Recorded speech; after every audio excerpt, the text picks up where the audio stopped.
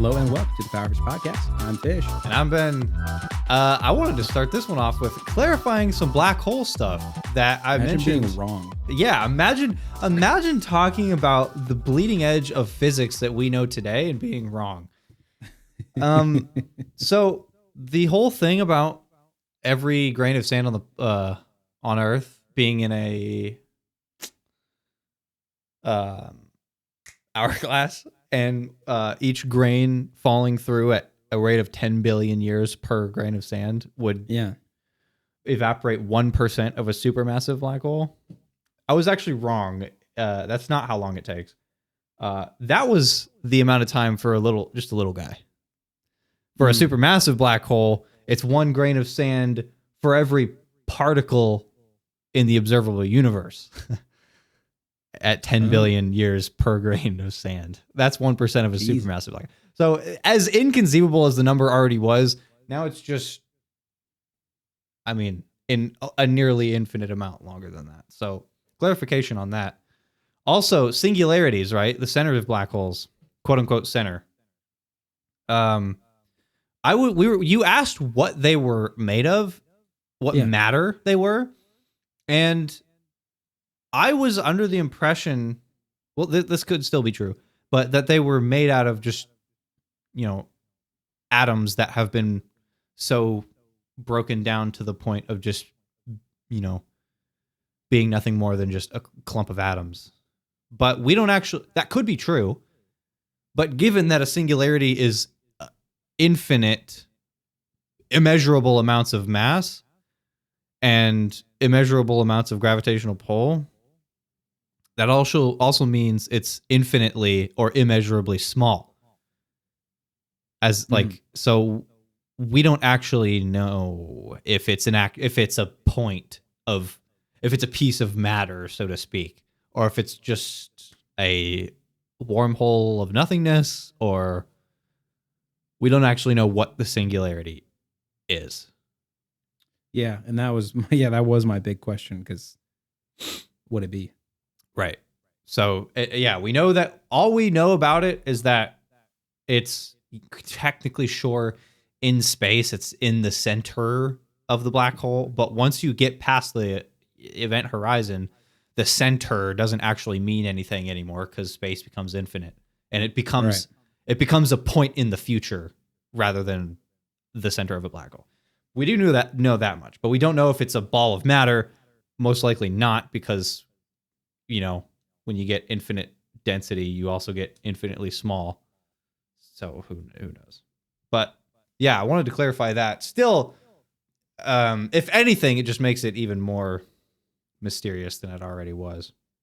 Yeah. So one guy that the one guy that said, "Can we stop being wrong about everything?" Maybe he's onto something. Maybe. Hey, well, we didn't need to wonder if he was onto something. We know he's onto something. And now we're just figuring out some of the bits that he's onto. So I've been reading this book called The Moral Landscape from one of my favorite people to listen to ever, Sam Harris. He's I think he has like a PhD in neuroscience and also some really high up degree in philosophy. But he wrote a book called The Moral Landscape, and it's such a fascinating book because just his view on morality in general.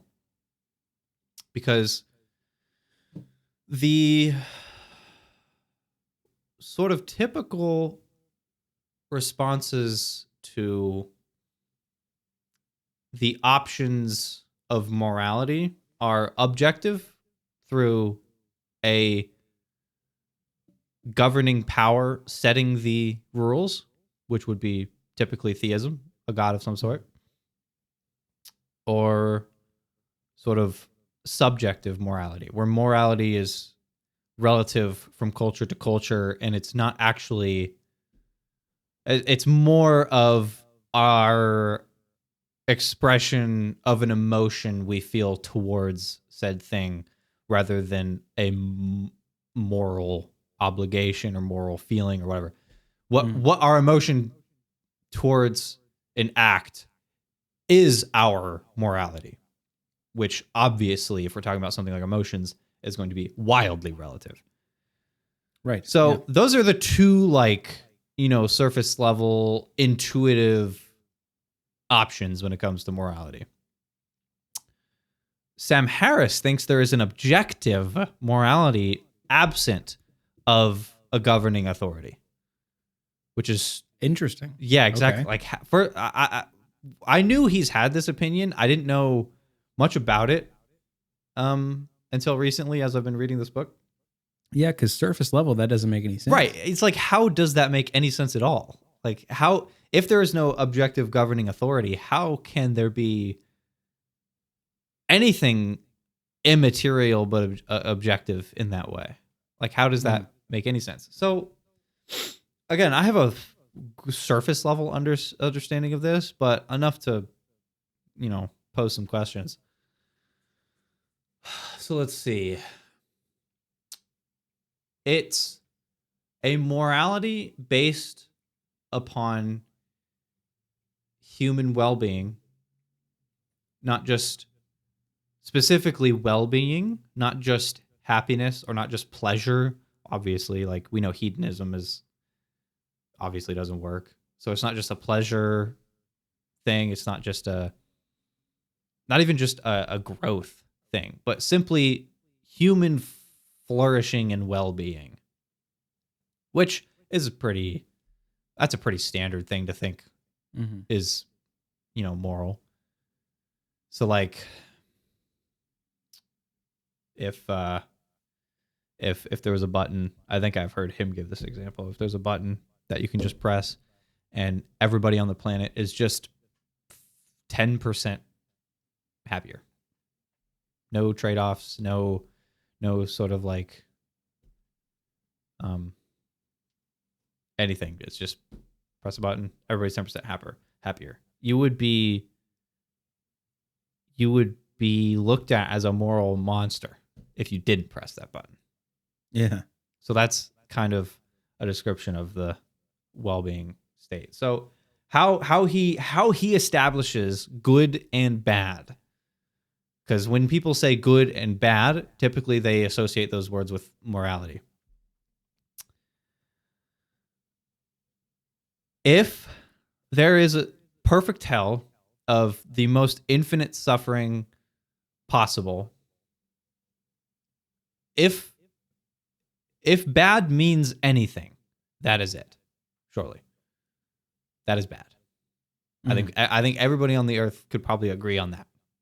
If you asked literally anybody from any culture and asked them, "Hey, and of course, one person's suffering to the next might be different, but in that own person's, reality, the worst possible suffering for them is bad." So what that is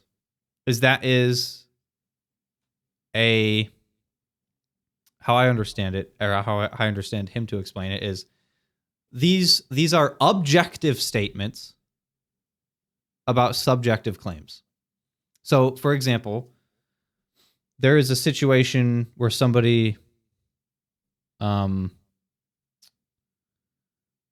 say there's a guy and he's next to another guy, and for this guy to maximize his well-being, he could either punch the other guy in the face or give the other guy a piece of candy.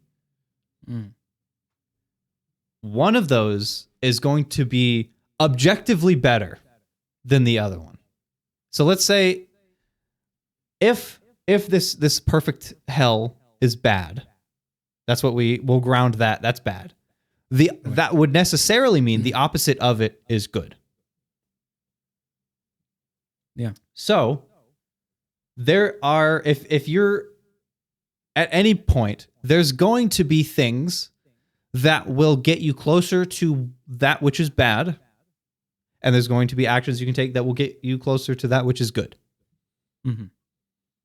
And there's going to be objective ways that will get you closer to the bad or closer to the good. Like, we might not know it, Sure. In fact, I'd say probably no one does. There's going to be things that are going to be better. And of course, there's a bajillion things that can get you up or get you down. Up as in good, bad, down as in bad. There's a million things in both directions. But some we can objectively say are better than others at getting you up versus getting you down. Would you agree? Well, my only problem would be, how are we defining what is good and what is bad, which is obviously the entire crux of everything that we're talking about. So what is best for an individual, but what about what we talk about, what is best for a society? There have been cultures in the past where what's best for a society in their own minds is sacrificing people, right? Okay, for right, religion. exactly, right. So we know there are some religions that are really big on sacrifice, and we don't think that's cool. So how this objectivity comes into it. So just for so far where we're at, do you agree thus far?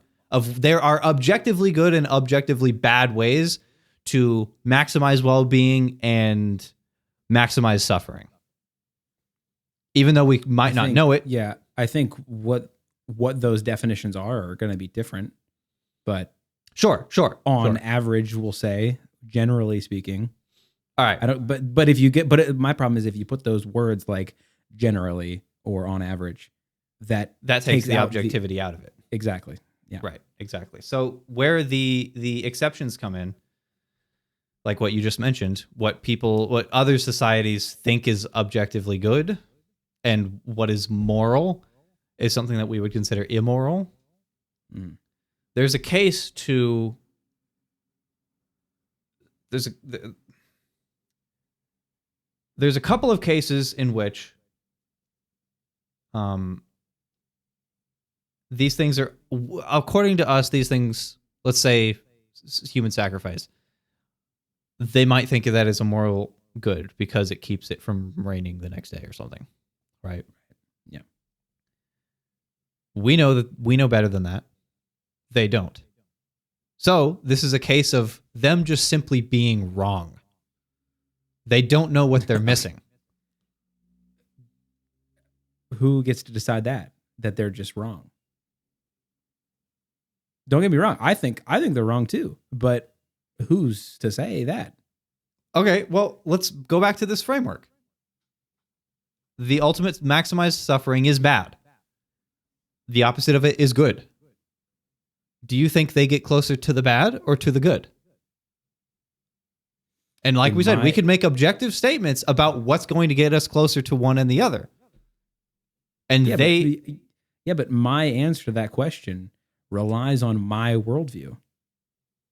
Okay, yes. Right? And is it possible that you don't know what you're missing? In what sense? As in greater well-being for yourself and for others. Is it possible that your opinion, sure, is something that is not optimal for your own well-being? Is it possible that you don't know what you're missing? As in, because I'm still trying to understand the question, as in me believing that it's not good to sacrifice people, maybe I'm missing the fact that maybe it is providing a benefit to myself. More the reverse of that. Okay. More on them not realizing that is a bad thing, not a good thing. Them not realizing that it's a benefit to not kill the guy. Okay. Is more that than what you just said. So let's go back to you. Your opinion is that's bad.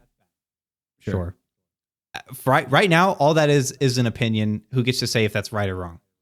Yeah. Definitely. But if we're going to take this framework, the maximal suffering for everybody is bad. The opposite of is good. There's not a person on earth that is going to disagree with that. And they are not getting closer to the good. They are getting closer to the bad. And it is simply the case that they do not know what they are missing because of their ignorance. And they think they're morally correct here, but given the objective morality of bad and good, they are just simply wrong. Mm-hmm. And if we're taking a more relativistic state, they cannot be wrong. Mm.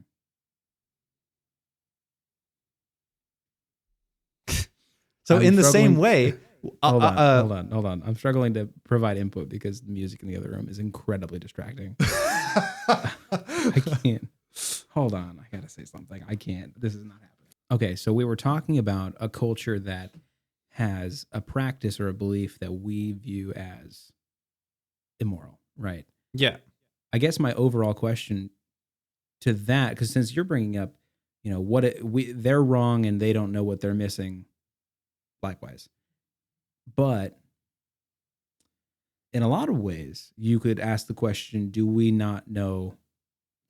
What are we missing by not adopting their belief? How do we know that we're the correct ones and they're the incorrect ones? Right. Because, I mean, there's so many different religions out there now.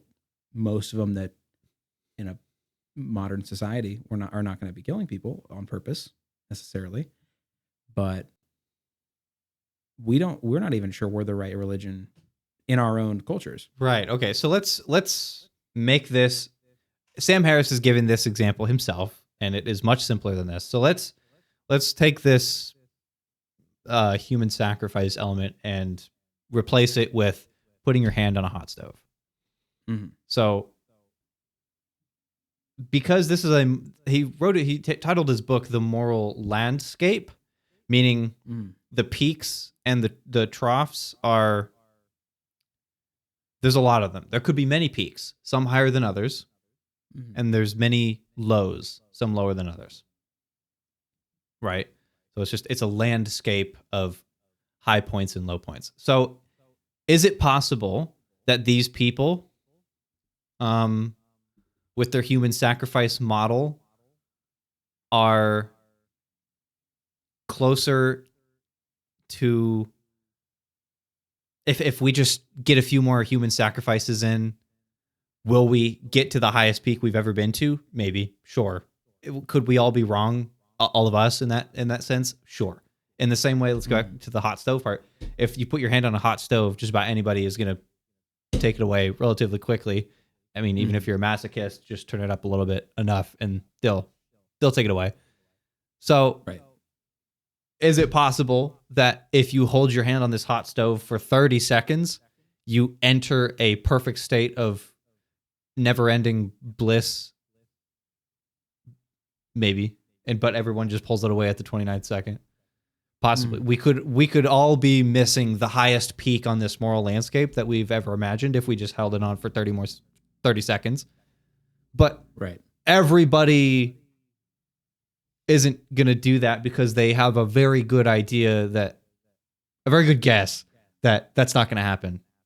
Mm-hmm. And then that anybody that says that that's going to happen is just wrong. And in the same way, we can say that about these people living this human sacrifice element.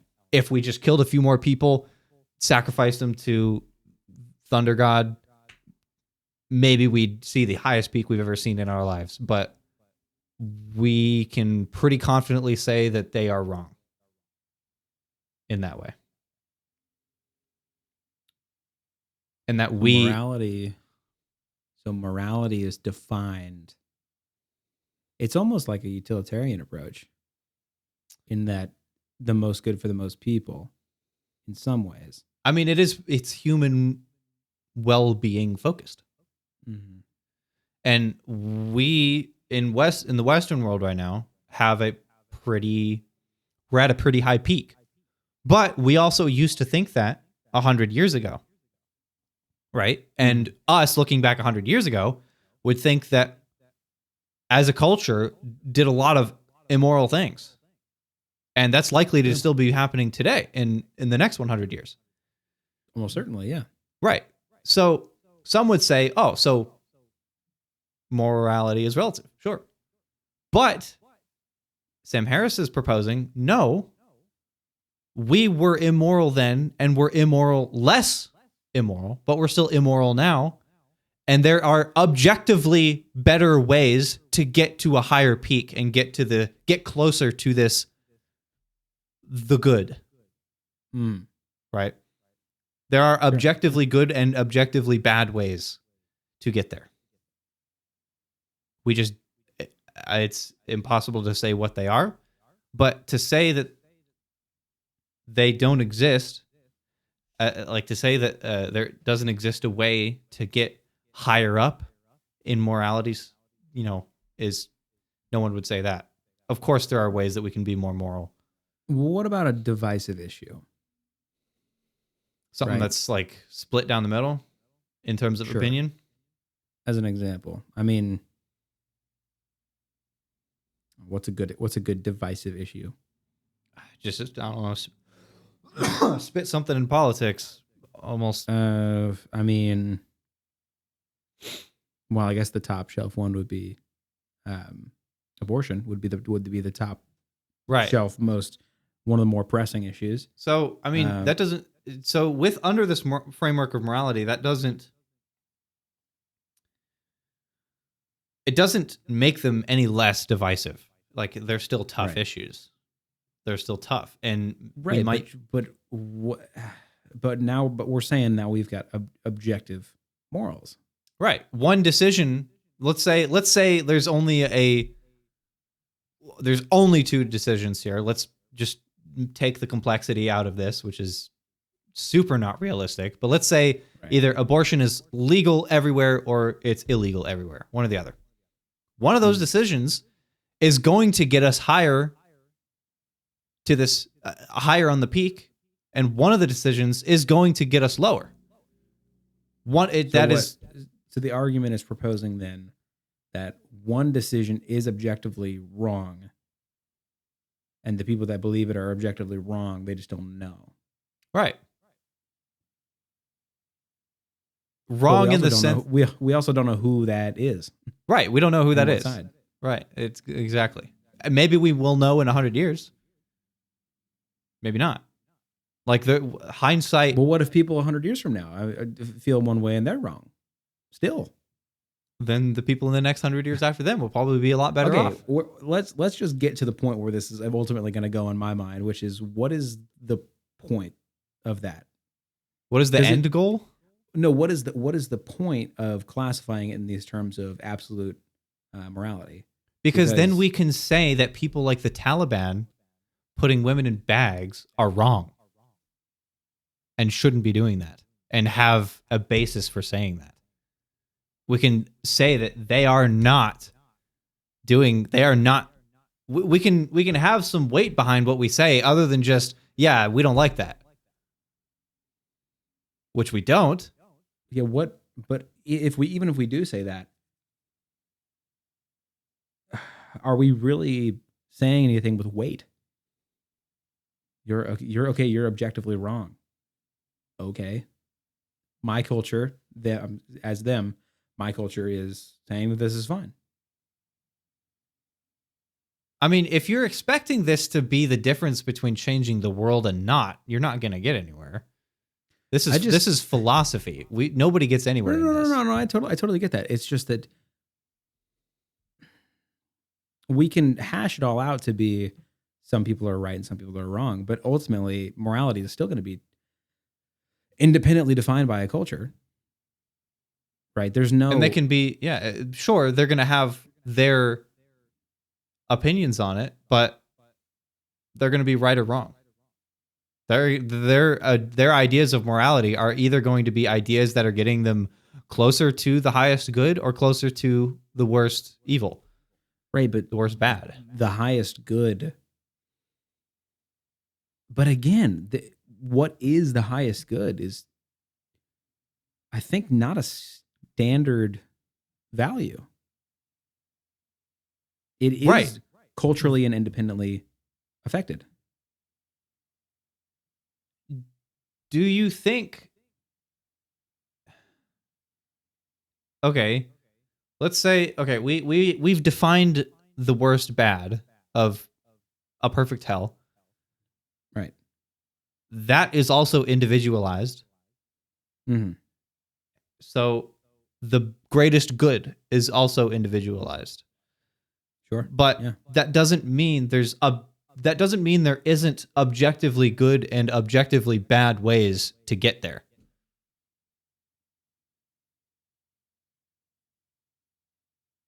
Okay.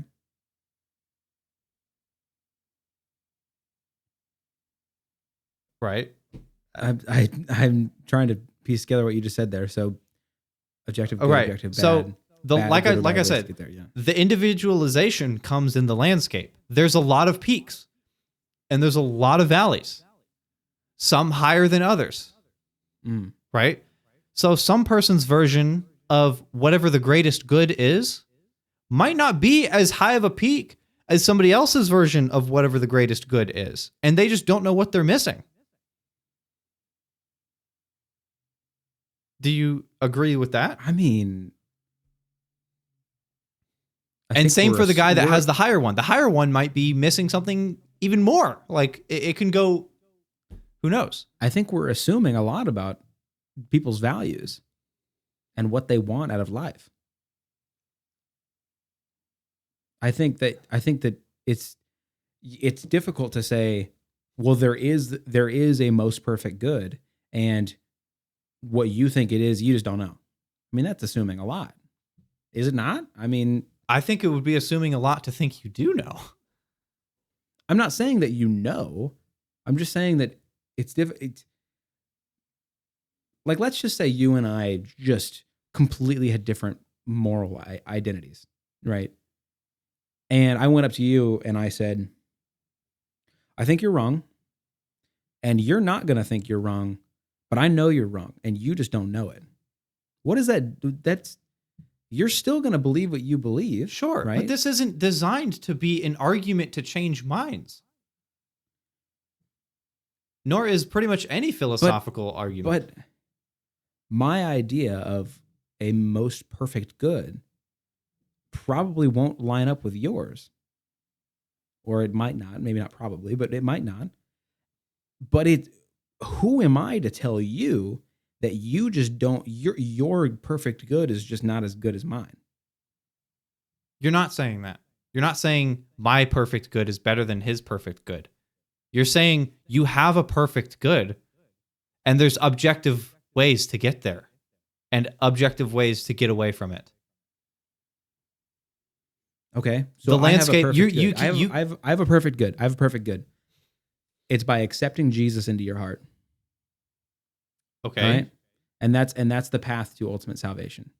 Right. That is the objective way. That is the objective way to have the most goods. Okay, so now my morals are defined and should be defined, and everybody's morals should be defined by that direction in life.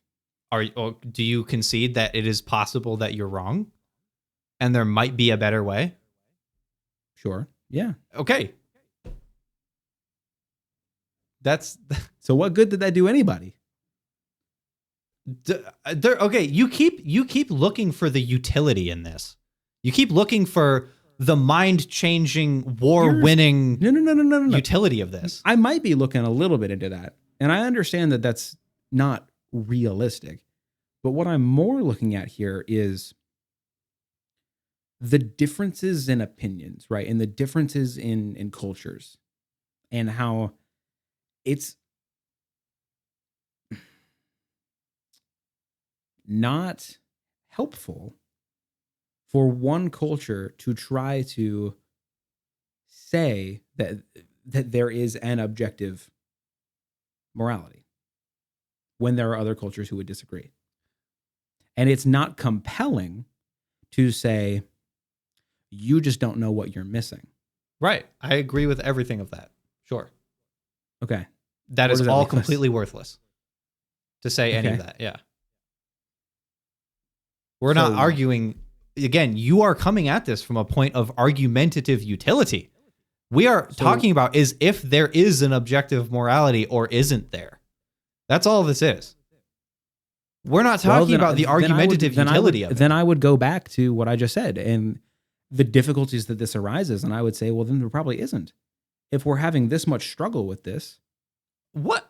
You think people don't have struggle with answers that have an objective right answer all the time? The difficulty at which two people argue over something means nothing to its objective truth value. No. I'm not saying that because the conversation is difficult, we need to throw it away. That's not what I'm saying. I'm saying that since there are so many differing opinions, and since there's no way to define the most perfect good, there probably isn't one. That's my point. It's undefinable and therefore non-existent. What? How?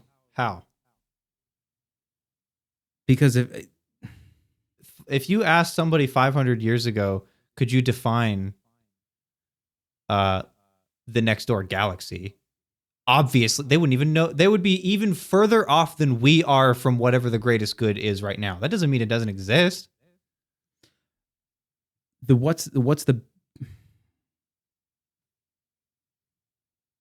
Yeah, I think it all comes back to who is. Oh, okay. Because never mind. I know the answer to that. I'm going to say who is setting this, and you would say, well, it's just the greatest good or whatever.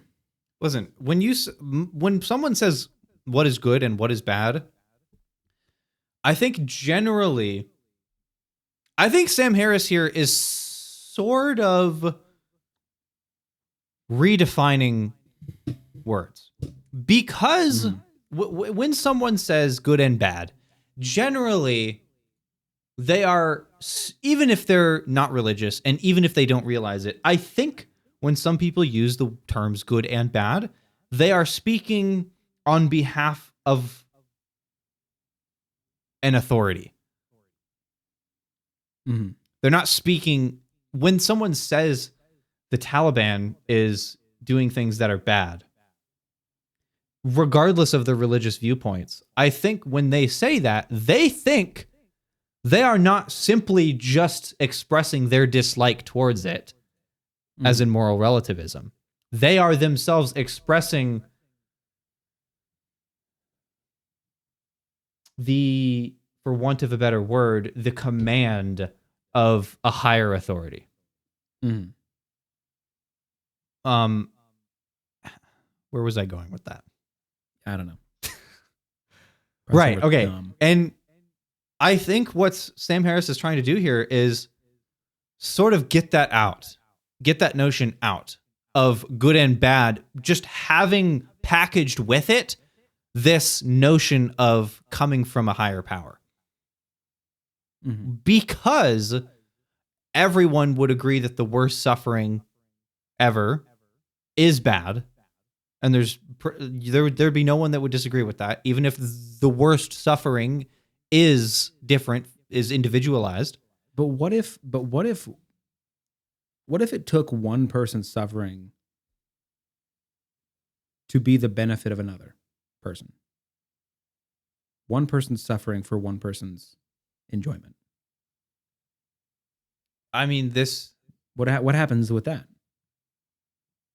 The same thing that happens all the time anyway. And what's that?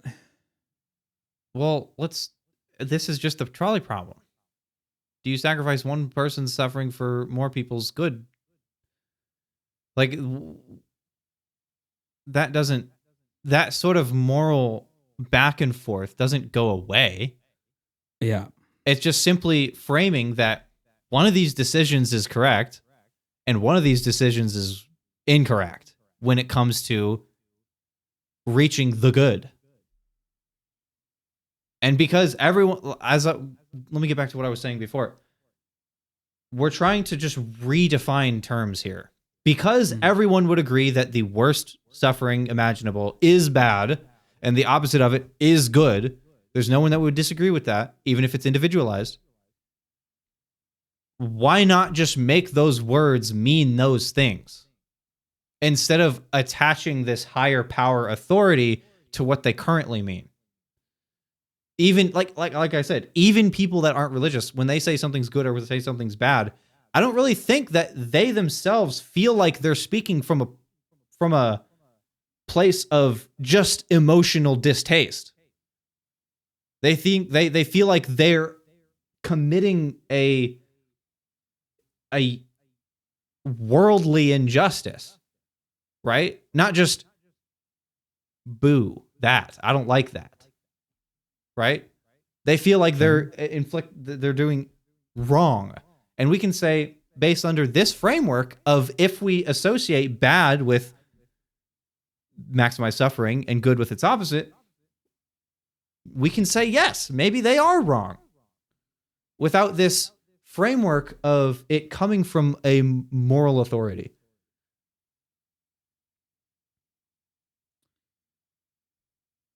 Okay.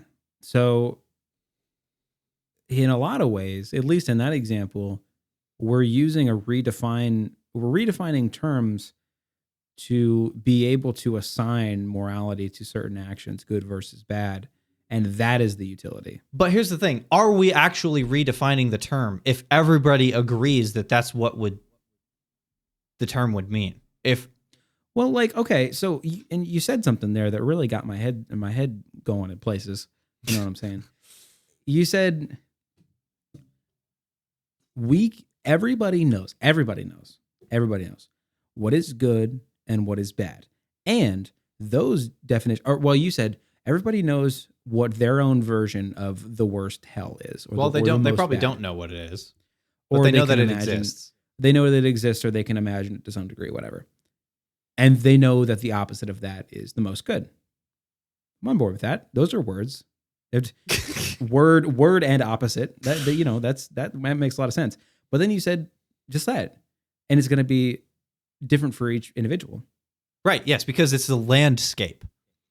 For some individuals, what they think is their highest peak might not be their highest peak.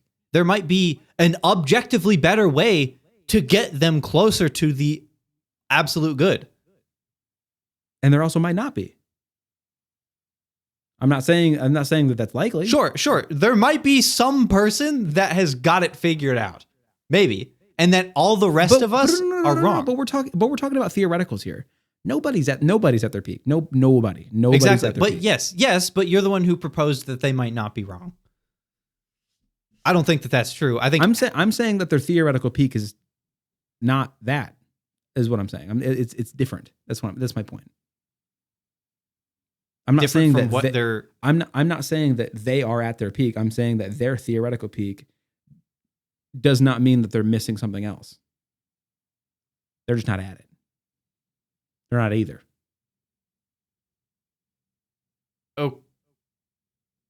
Okay. Yes. They might not be. I would say not a single person. I feel like maybe you didn't understand what I was getting at there. And maybe because I didn't explain it very well. Well, I think I do. You're saying the peak that they're currently building. Let me do that a little more. The peak that they're currently building, they might not be at the top of that peak, but they're on the right mountain. Sure, yeah. And then you got on the other guy. Let's use the mountain example. You got another guy on another mountain, and then he says, "You got to get on this mountain because it's taller." And the guy says, "No, I'm good on my mountain, chief. I don't know. That doesn't work for me. That's your mountain. That doesn't work for me." Maybe that's true. But is it possible that he just doesn't know what he's missing? Maybe, but again, we're assuming things about values. We're making assumptions. Right. This guy that's saying, "Hey, look at my peak. I'm higher up than you are. You should get on my peak." He might be wrong too. Right? We're all just trying to get to the highest peak here. Right. But then we talk about these different peaks and how everybody might be wrong. And now you're just back to relativism. Because everybody's different. Okay, but that's not what but relativism says that morality is relative.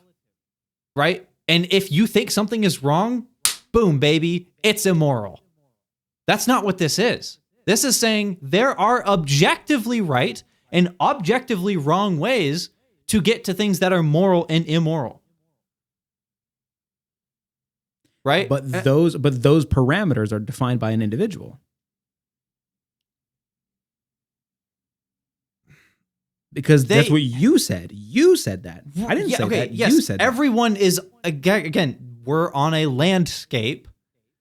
Okay, we can be wherever you want, baby. And there's a Take me lot of anywhere. peaks, and that's what you're thinking is relativism here. Is that the fact that there's a lot of peaks? Exactly. Yeah. Mm-hmm. Okay. Do you not think it is possible that all these peaks could converge on one highest good, and everybody else just doesn't know what they're missing? I think that's impossible. I think that is impossible, and here's the reason. Somebody would have to compromise. So you think if everybody's well-being is perfectly maximized, you think somebody would be unhappy? I'm saying that you can't have one solo peak where everybody's completely at maximum because people have different values. If we're talking about religious-based things, sure, there can be heaven, whatever, because we're talking about magical stuff now. But in a practical, real-world example, I know this can't happen, but let's talk about the world as we know it. Everybody's values are different. They might be similar, but they're different. You can't have one perfect without somebody compromising. I think you're not widening your scope enough. I think you're making this too specific. Because this is about well-being. Okay? This is not about everybody's going to enjoy having the biggest house possible. This is about, sure, it might be different for people to get to their perfect amount of well-being differently, but there is an objective. This is about human well-being. Okay? Okay. If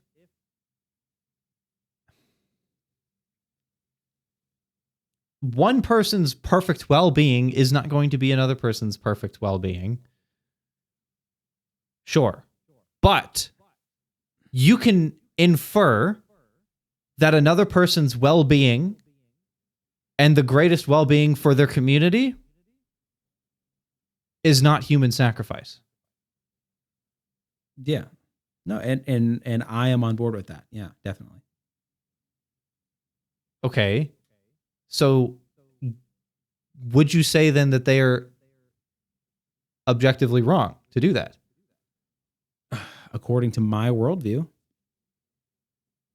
But you think according to their worldview, they're objectively right? Yeah. Okay, so that would mean not objective. Yeah, well, yeah. Take the word objective out of there. In my mind, in their worldview, they are right. In my worldview, they are wrong. Okay, but do you not agree that the worst possible suffering is bad? As defined by me, sure. For everybody. Everybody has their own worst suffering, yeah. Sure. And everybody would agree that the worst suffering for them is bad. Yeah. Okay. And do you then agree that the highest possible well-being is good? Defined by an individual, yeah. Right. So everyone would agree from their own perspective that the highest possible well-being is good. Mm-hmm. To these people committing human sacrifice, do you think that they would be better off in a higher state of human well-being if they were not sacrificing each other? Like, hold on. Like, okay, so if we were to just say, let's take a lot of this nonsense out of here, and let's boil it down to this: what is well-being? Right? You need food, water, potentially shelter. Right? Is this what we mean by well-being? Is this what we're talking about? Necessities. I would say everything.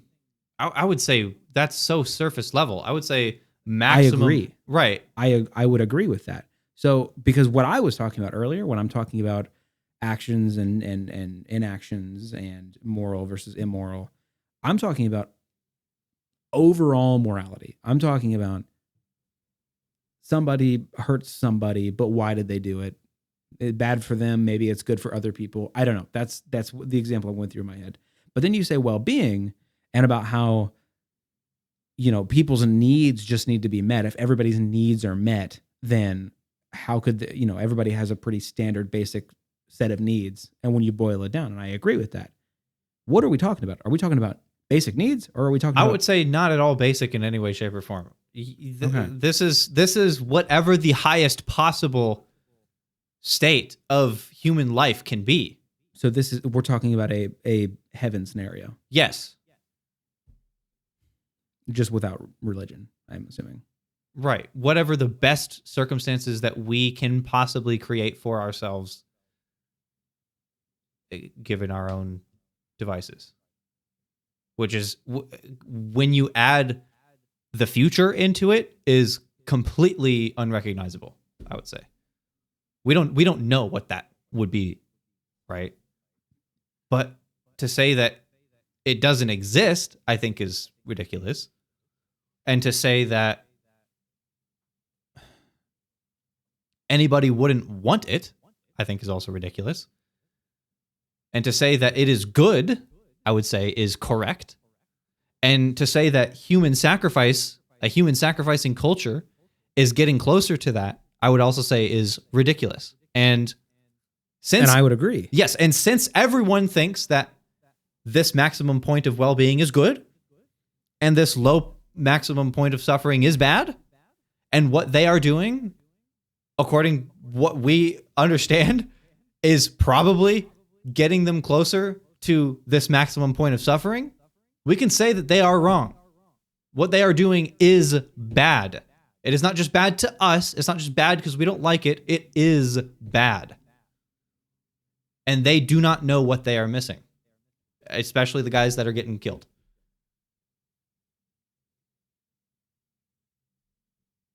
Do you kind of get that now? Understand? Well, let's just get that off the table. I'm fully grasping the concept. Like the concept has been grasped in every way it can be grasped. Okay. Right. And this is my loose grasp of, like, if I am grasping you right now. Is what's okay. happening. Well, I'm grasping the very tip of Sam Harris right now. So, like, if we could, I know Sam Harris is just a freaking superstar. So, like, maybe when we're at 10 million subscribers or something, we can talk to this guy. But he is just a encyclopedia of interesting thought. And I only grasp the surface level of this objective morality absent theism frame. And like I said, he would explain this a lot better than I am, because I know I'm not doing very yeah. good. And I if I was debating him right now, I'd get steamrolled. We talked about that in the master debaters. Yeah, master debaters. We would get even if the viewpoint is objectively wrong. They are just so much. These people that we talk about are just so much more advanced in their knowledge of these topics that no matter the topic, we would get absolutely just freaking stockpiled, steamrolled, destroyed. So, right. This is two Ooga Boogas having a dialogue about something too complicated for us to be talking about. All right. Let's imagine a world where everybody's needs and wants and desires can be met. That's the world we're imagining. A figurative heaven state. Yeah. Absent theism. Absent theism.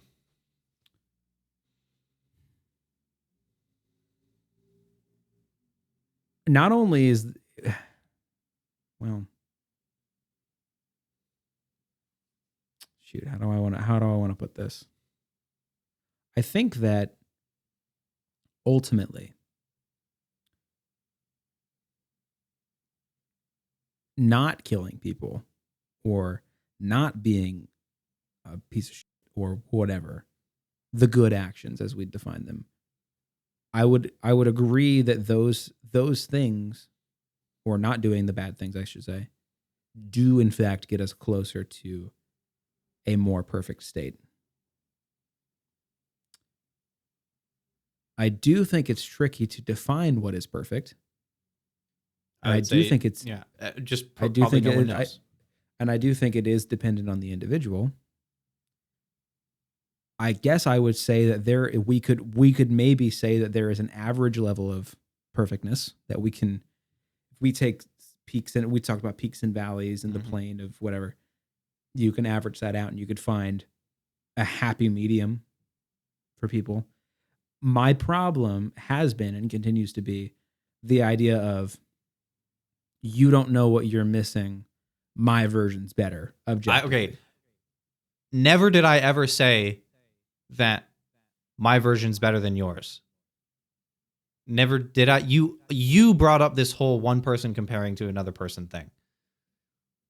Maybe I did. Well, if I did, then I was stupid too. You said something to the effect of like, God, what did you say that got me on that? Well, I definitely said that it's possible that someone's on a peak that they think is their highest peak, and they can imagine what they think their higher peak is that they aren't at yet. But it's also possible that they just don't know what they're missing. And somebody else's peak might be higher for them. It might not. But one person trying to convince another person to come onto their peak. Right, but that doesn't necessarily mean that all the peaks converge to one point. No, it doesn't at all. That's why it's a landscape. So then how do you achieve perfection? The maximized well-being for everyone. Whatever that is. And what if... Okay. That doesn't mean applying the same thing to every individual. That means every individual is in their maximized well-being state. Just as a thought experiment, what if, and I don't have an example for this because this is all theoretical anyway, but what if somebody's maximal state requires the diminishment of another individual? Then they are wrong. If it requires it, we're talking about someone with brain damage here. There are people like that, and we diagnose it as psychopathy.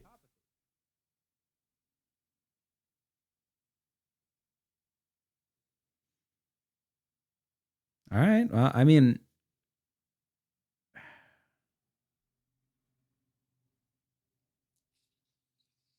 so what's to be done? I guess is really what I want to know here. What's to be done with this knowledge? Let's say again, you and Sam Harris and all these kooks, let's say you're correct. And let's say there is objective morality. There is this and I'm gonna say this, no disrespect to Sam Harris. I'm sure he's trembling in his boots to hear what I'm about to say about him. But this loosely defined, there's still individuality, but it's objective. It's this kind of idea of morality that is so different and yet so objective. Right? Let's say that's correct. Okay. What's to be done with it? I still don't think you're understanding the objectivity part. Okay, explain it to me again, and we'll see if that. I learn anything new. There are different peaks and different bottoms. There are different maximized well-beings, and there are different maximized sufferings. Totally get it. Love it. Okay. One person's max peak might be the next person's max peak. Okay, right. and bottoms as well. But there are objective ways to get up for a person, and there are objective ways to get down to get jiggy with it with one person. Okay. When we are talking about somebody that engages in human sacrifice, we can say, as an example, we can say that chances are they are objectively getting closer to the suffering part. They are objectively, when it comes they aren't. How do you know? What? Of course they are. Ask the guy that's about to get stabbed for a weather pattern. Okay, so now we're comparing, right? So I agree that the guy getting sacrificed is suffering. Totally agree. But we're talking about the guy doing the sacrifice. He's not suffering. Okay, but do you think it's possible that he in himself would be better off in a society like ours? He would be happier as a person? I certainly don't think that kind of society is of sound mind. No, I don't think that. Okay, so they are Like, then they are going closer to the down part. As defined by me, yeah. And and you also just said that the guy doing the sacrificing would be better off in our culture. As defined by me. Okay. So if he's happier here, and he says he's happier here, you're saying, oh yeah, but as defined by me, he's happier. Even though he would be happier here. That would be as defined by him. Right. Exactly. Do you not think he would know do you think he would be better off here? But I'm not asking. We're making an assumption. Exactly. Let's get the guy here and Fisher, we'll figure it out. We'll go back to this. Is it possible that he's right and we just need to stab a few more people? Yes. Is it possible? Yes. That he is on the track to maximize well-being? Sure. Is it possible that he's right here? Maybe, but he's probably wrong. We are probably a lot closer to this maximized well-being state than he is. And I agree with you as defined by our culture. That is not a tough concept to grasp. I don't know what you're getting at here. You're not getting what I'm saying. You're not understanding. You need to stop telling me that I don't get it, because I do. I don't think that you do. What am I not grasping here? Okay. Lay it on me. If that culture was in our culture, do you think the well-being for that culture would be better now? For all the people in that culture would be better now?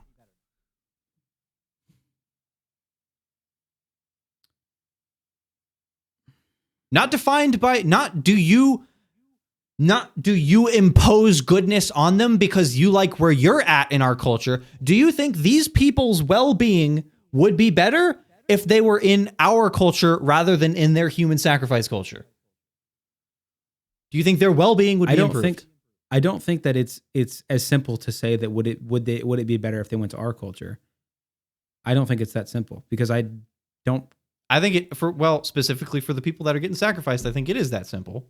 And I would concede that. I mean, no, if we're talking about individual highs and lows, yeah, getting unalived is a pretty low, I would say. But if you were to look at other aspects of this hypothetical culture, maybe going into our society would not be good for them. In other aspects, would they stop killing people? Probably. Is that good as defined by me? Sure. But do they need to be in our society, in our culture, living the way we do? Maybe that's not good for them. And I don't think that that's controversial to say. Okay. Again, you're looking at this with too narrow of a lens. You're thinking our culture as this person's coming to America and eating our food, watching our television, going to our grocery stores. So you're just saying, would it be better if they stopped killing people? Sure. Okay. Yeah. Sure. Let's get our culture out of it. Okay. Great. Is the human sacrifice culture better off? Void the human sacrifice. And you say yes. I would say yes. Okay, great. So they are.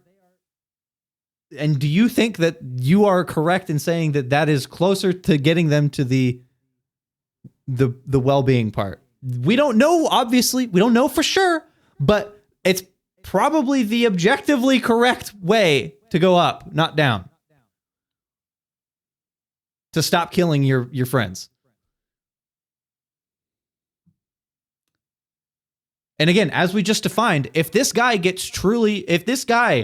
really is in his happy place, killing people, we have a name for that. It's psychopathy.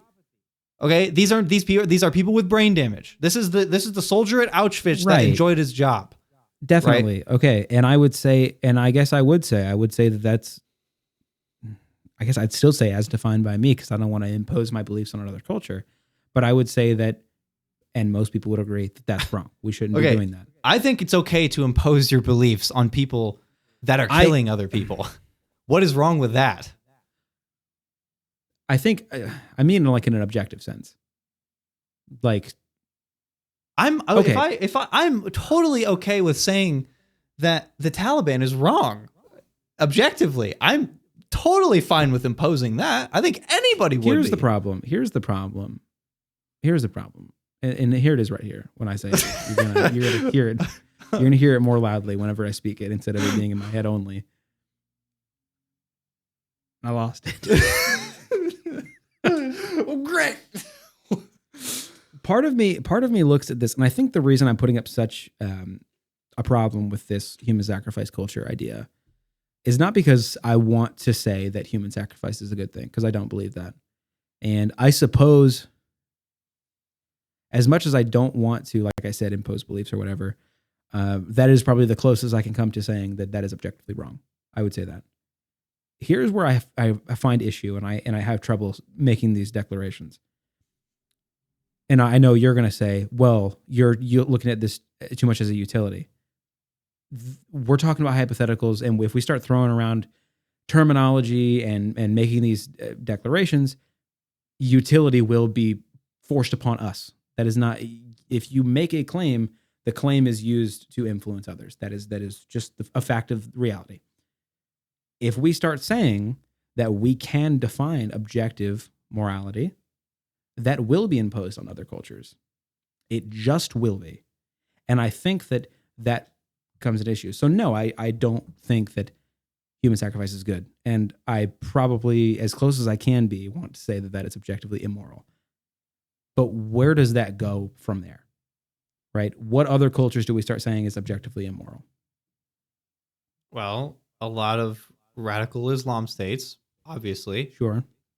Like, and again, right, but this is but okay, but we live in a society where there was objective morality, right? And that's when, and we have remnants of that today, but even more so back when our government and past governments and past countries were closely tied to the Christian church or the Catholic Church.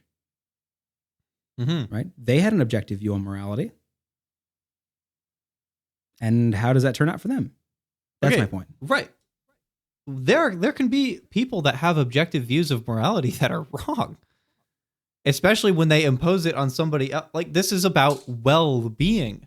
The moment you start imposing it on somebody and the well-being is hurt here, that is immoral. But when we're imposing to not kill your friends so that it doesn't rain tomorrow. And I'm saying that that's fine, but we're talking about something else here. What's best for our species, right? What's best for our species is reproduction in a lot of cases, right? You'd say that's true? What's good for humanity as a whole is to reproduce, right? I would not necessarily define it as that. And what's good for humanity as a whole is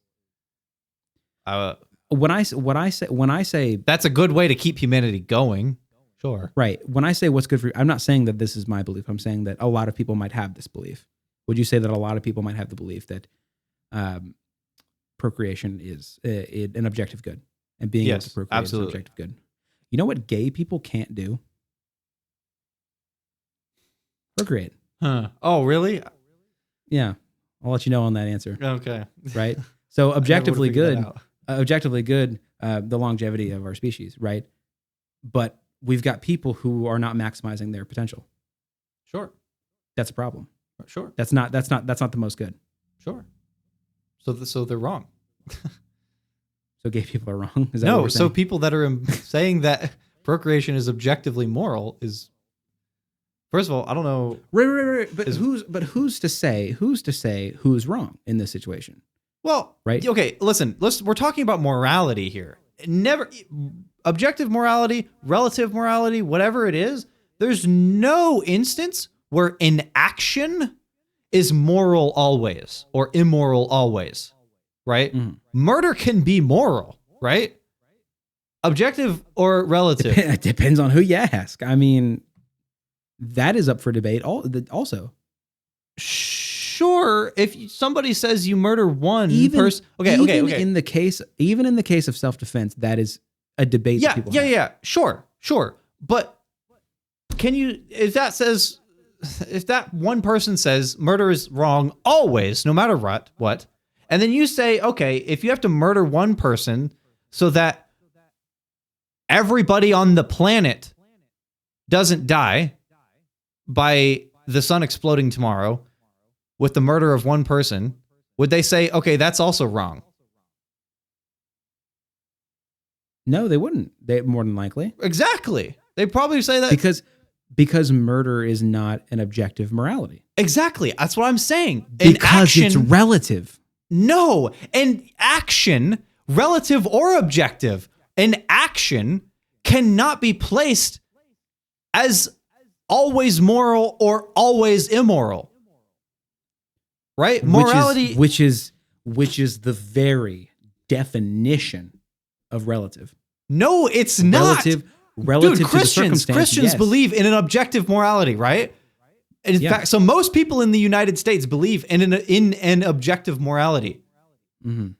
All of them, that's an overstatement, just about anybody with an ounce of sense would say that it is not immoral to kill one guy so that 8 billion don't die.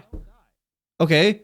An objective morality does not mean an action is always moral or always immoral. It depends on the situation that you're in, too. There's context involved in these things. Just because it's an objective morality doesn't mean, it doesn't mean that. I would maybe honestly push back on that. I think any sane Christian would make the decision to kill the one guy to save the many or whatever. But I don't think that that's a part of their instilled belief system. I don't think that's kosher in God's eyes. I think don't murder is don't murder unless it's ordained by God, unless it's directed by God. So then it's good? I guess as defined by their religion. Right. Okay. So there's an instance where the action is moral instead of immoral, because actions can't be tied to always moral or always immoral. There's no world in which Jesus Christ would say, unless it's blasphemy of the Holy Spirit, the only unforgivable sin, is there, at least as far as I've understood, no situation ever, under any context, under any circumstance ever, do this action. Or under every circumstance, in every context, in all situations, this action is always moral. I don't think that ever happens. I think that happens all the time. With what? I think that if we're talking about religion, there was a whole document that said these things are the bad things. Well, there's the 10 Commandments. That's what I'm talking about. Those are, in the eyes of Christianity, objective moral wrongs. Okay, name one. Always. Name one. Do not kill. Thou shalt not murder. Not murder. Yeah. Okay. Yeah. Right. Now we're getting into what is murder and what is killing someone of self-defense or killing someone to save. Mm-hmm. Okay, or that you could just say thou shalt not sin. These are sins. And then we just once you inject context into this, you can argue if it's a sin or not. I don't think you argue whether or not it's sin. I think you argue whether or not it's a justified sin. Justifiable. I don't actually know the Christian doctrine on this, but if it's is there such a thing as that? A justified sin? No, but or I guess I don't know the answer technically either. But I would say that maybe there's not, in the eyes of God, a justified sin, but there are sins that I think context matters in religion. I think it does. Yes. But I think there are certain things that are just sins.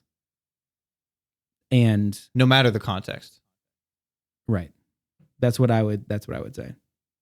As far as religion goes. Not that I believe that. I don't as far as religion goes, I still don't think that's the case. You literally read off a Bible verse about a dude f***ing his brother's wife, and that was okay.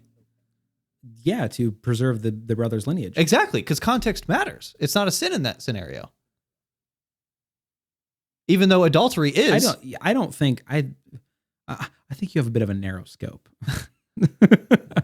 I think that's a misinterpretation of that passage. I think that it wasn't a problem because of God's commandment or something along those lines. Unless I'm wrong. Okay, but what we're getting at is thou shalt not commit adultery is a sin. He committed adultery because of the context. It wasn't a sin. It's as simple as that. Well, I think if I'm correct in saying it was commanded by God, it was not a sin because it was commanded by God. Okay, sure, great. But now we're bringing in an authority figure on this, and that you said you wanted to get away from that. What this does is render. I said I wanted to get away from that like an hour ago. We're on to religion now. Well, yeah, I was going to say what that does is indicate to us, not indicate because we already know it, but that religion is a bad moral compass. Well, societal reasons. We could talk about that plenty, but that's not on the table right now. What is happening here is thou shalt not commit adultery. Don't fuck somebody else is in the Ten Commandments, right? I think, yeah. But because the context being God says it's fine, now it's not a sin. Okay, that means that this action isn't 100% always forever in any context wrong, because an action can't do that. I feel like I'd want to get a theologian to really dive into that. Dude, if we could get people that were actually smart to talk to us, we'd be smarter than we are now. Because I don't think saying religion has firmly defined objective morals, but also sometimes doesn't. I don't think that jives with scripture, at least in my personal experience. Well, if yes, wrong, theologian William Lane Craig, 100%, I am on his side here. He is if God commands it, it is moral. Because right, but that to me is different, and I agree with him. Right, that's the context here. These people are committing an action that is against the Ten Commandments. Yeah, but because no, we're talking about the founder of the religion. This is a different thing. This is different. It's not like the dude fucked the wife, but the brother said it's okay, and that makes it not a sin. We're talking about God ordained. That's a different context. God sent people to do genocide, and that was fine. That was okay. That was check mark in the book. We're good with that. Yeah. You know, and we would look at that and say that's a moral atrocity, but it's not to God because God said it. Okay, so let me just talk about the moving goalposts here. This started with you saying the Ten Commandments have a list of actions that by definition are always wrong or always right. I guess most of it's always wrong because it's a list of sins. So, and now that we bring God into the mix, let's move the goalposts back a little bit. Oh, now if God says it's okay, then it's okay. You see what I'm saying here? I get what you're saying. And I think you're wrong. No, objectively, morally. and I can see the moving goalpost, and I recognized it when I brought it up also. But in the eyes of a Christian, God's words, God's direct commandments trump anything. Yeah. You know? And I would say that the Ten Commandments are just God's words. So if God says something otherwise, this is just a new thing. This is just a new idea, even if it goes outside the bounds of past words. Okay.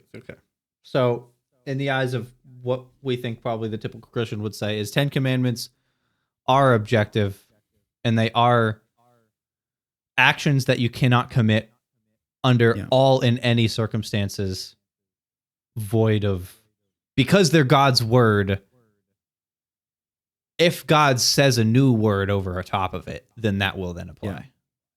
But if God's not saying words, we have these 10 words that he did say. I would say most Christians would jive with that. I agree. I think, yeah.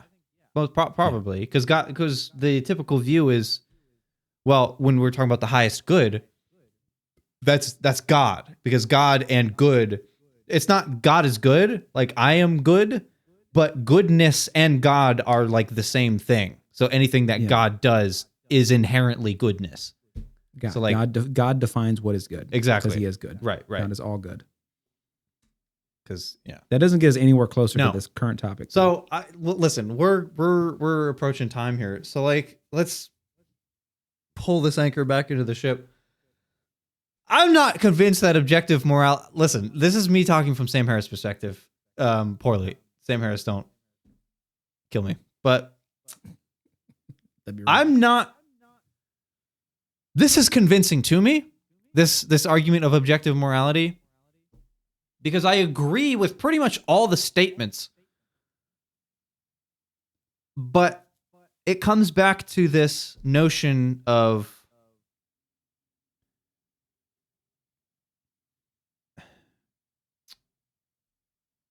if someone comes up to you and asks, what is bad? What is good and what is bad? They say, like, tell me what the worst bad thing is. Like, you think you know objective morality? Well, riddle me this. What is bad? And you say, well, yeah, I can tell you what is bad. I do think objective morality exists.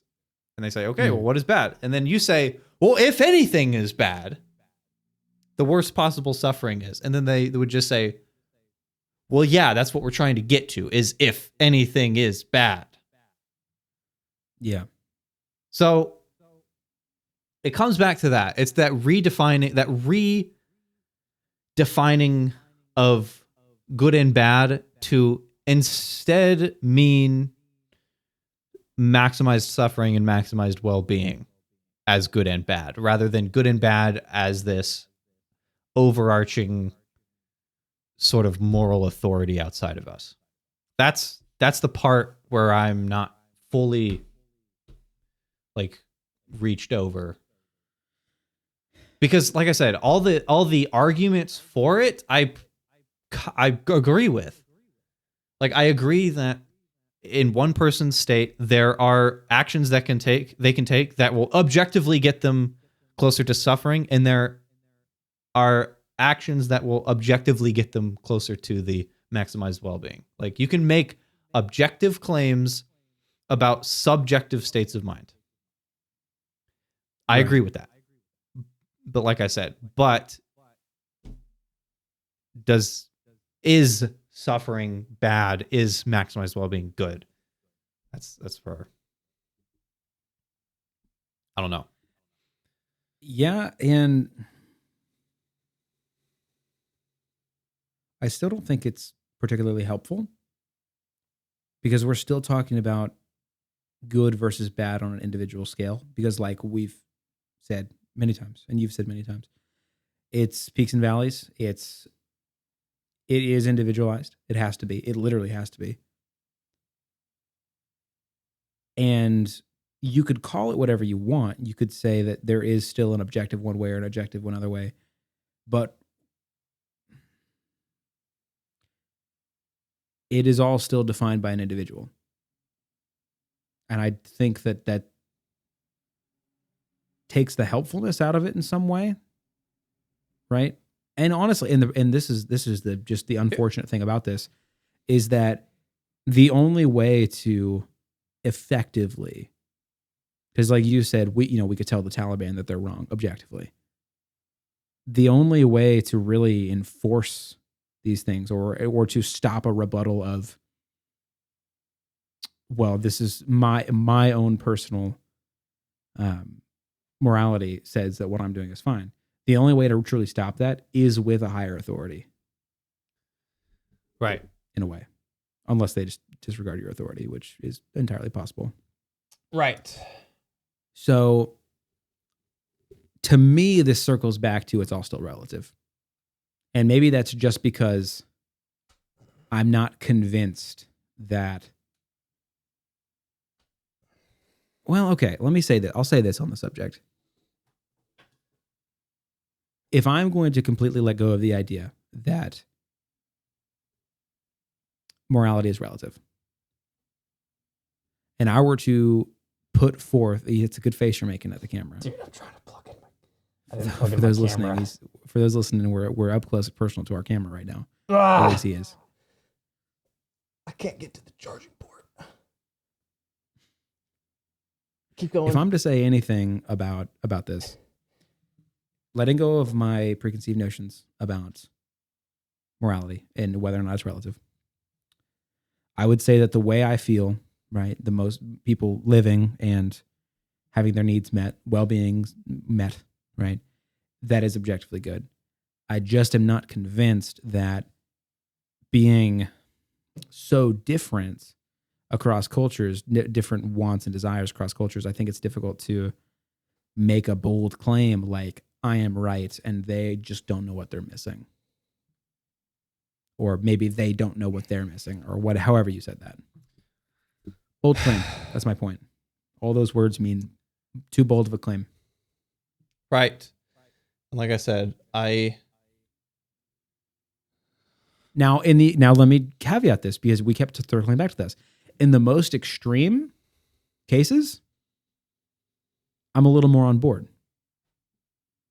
Right?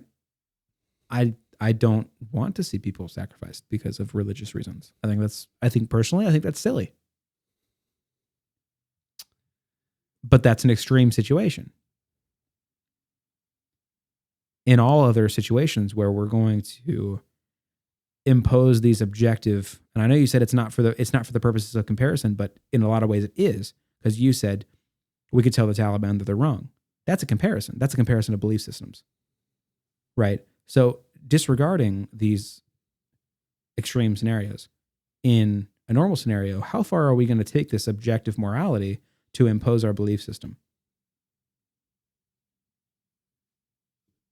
Well, like I said, And there I have a problem. If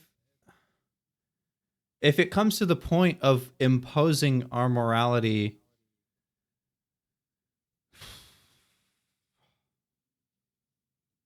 like, okay, let's say the Christian objective morality is not a morality that is targeted and optimized and its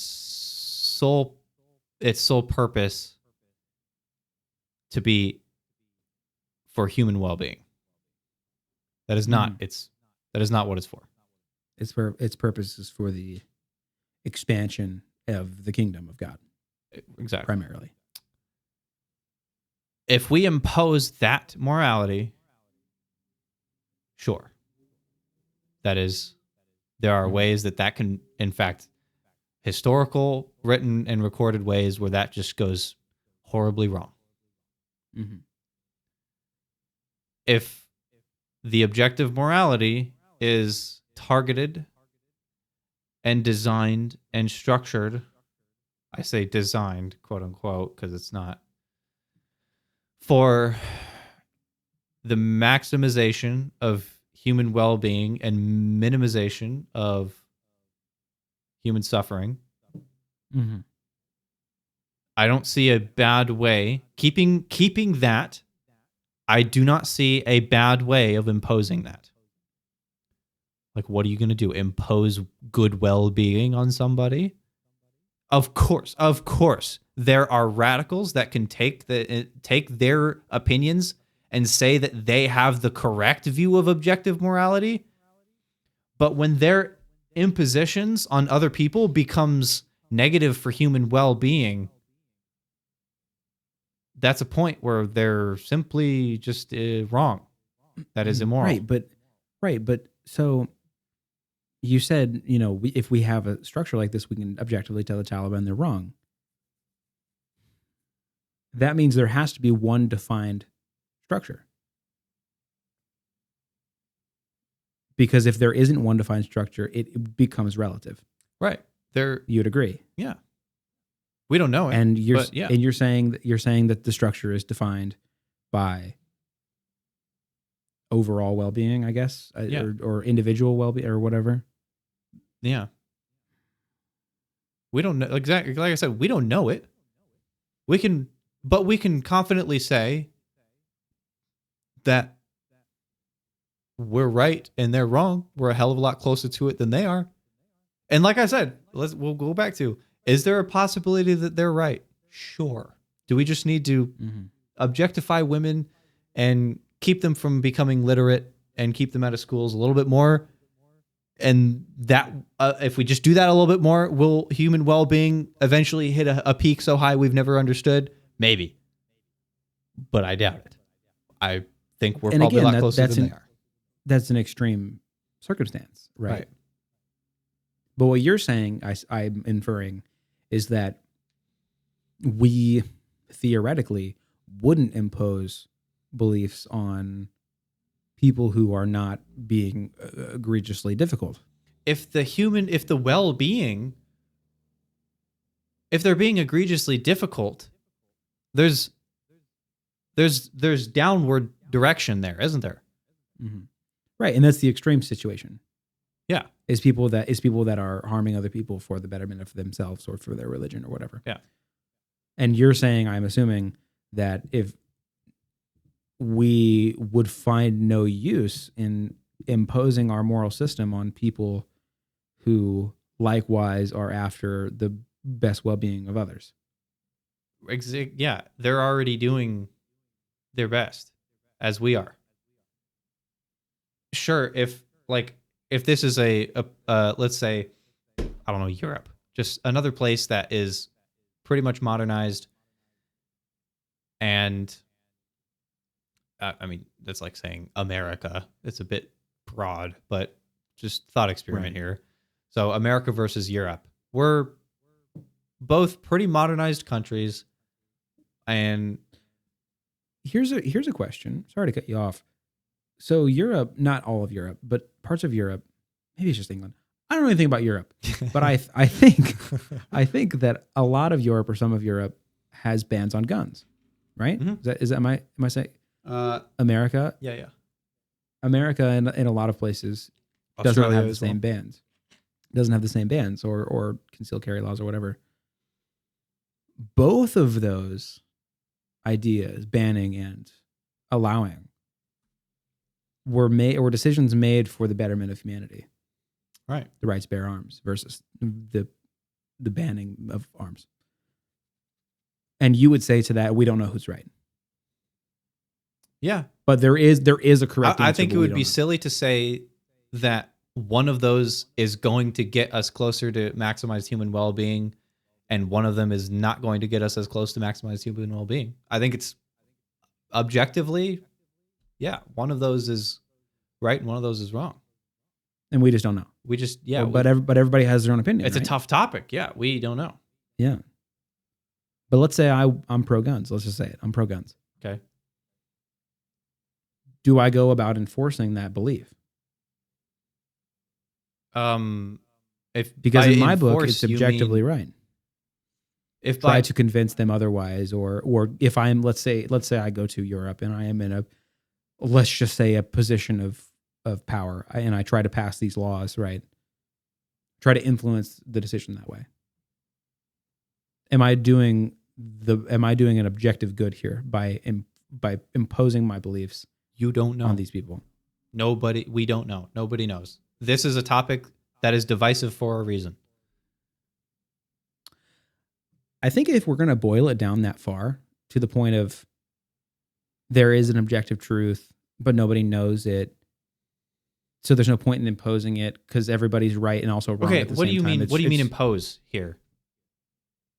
Say that they are wrong and force beliefs upon.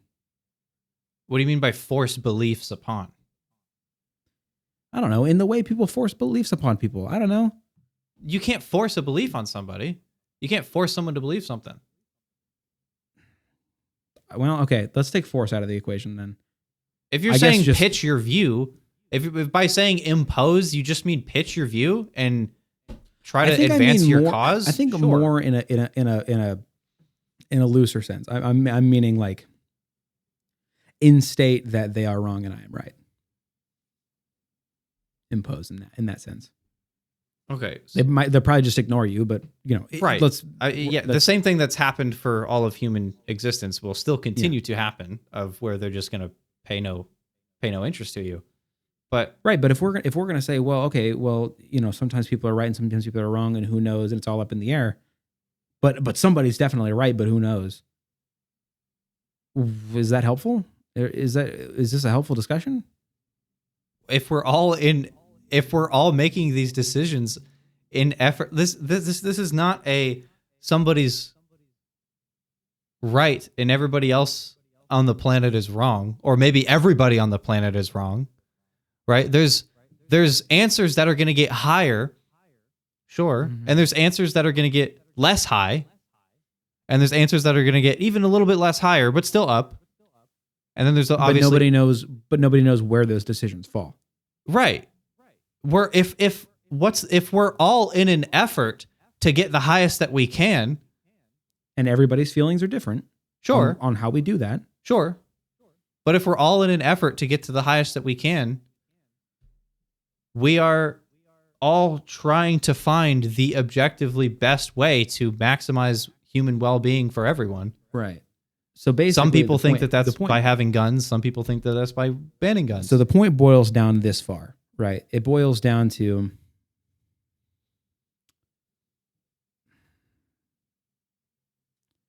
there is an objective, correct? But nobody knows it, and nobody can know it. But when it comes to extremes, we can definitely infer which way is right and which way is wrong. And like I said, in 100 years, the extremes will be pretty clear to us. If we go forward 100 years and look back to today, the rights and wrongs will look pretty clear, just like they did 100 years ago right now. You know what? If we're going to frame it that way, maybe I agree with you. If we're going to only really zero in on the extremes for the purpose of the utility of saying objective things are wrong, maybe I agree with you. Again, the utility part is little the utility part is what we keep circling back to of why this discussion is happening in the first place, is because we want to be able to say. No, I would 100% disagree with that. This discussion has nothing to do with utility. You brought that up. I have said this entire discussion that the utility part means little to nothing. You also said towards the top of this discussion that the reason we want to do this is because we want to tell the Taliban that they're wrong, and likewise other people. Sure, yeah, I did say that, and that would be good, but it's certainly not the main point of this discussion. This discussion is just like any philosophical nuance. Is objectively moral, or is objectively no?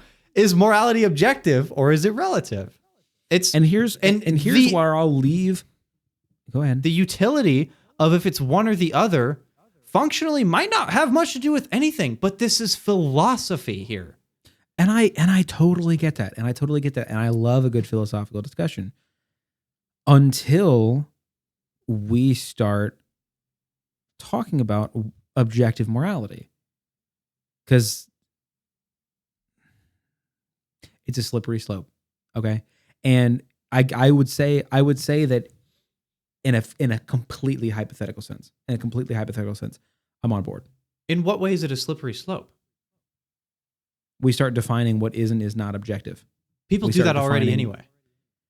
Yeah, and it usually ends in a problem. Exactly. So if we define what is objective, if we define what objectively good is as maximized human well-being, how is that any worse than what's objectively good is eradicating the Jews? Like, we have already gone so far low here. I know, but I'm saying that we're trying to have a new frame of mind to give power to certain ideas over others. In a general sense, that could be problematic. I'm not saying that it is necessarily a problem. I'm saying in general problematic. I don't see how it is any more than it already is now. You say give power to certain ideas over others, but how are we going to figure out which idea is the idea to be giving power to? by argument and discussion and talking about it like we already do. Now okay. If we could just band the world together right now, everybody, we have perfect communication amongst languages and nations, and we all had, well, in this hypothetical situation, well, okay, let's get government out of the equation, and we could all collectively discuss and we could agree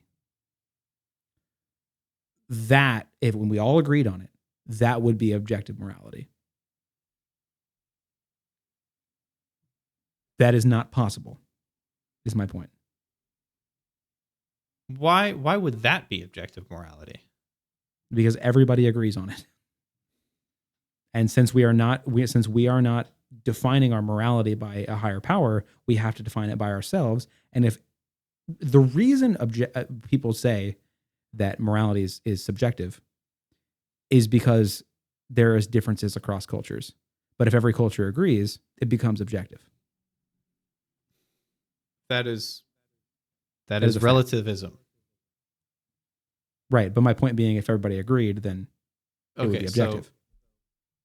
So you're saying morality would be relative if...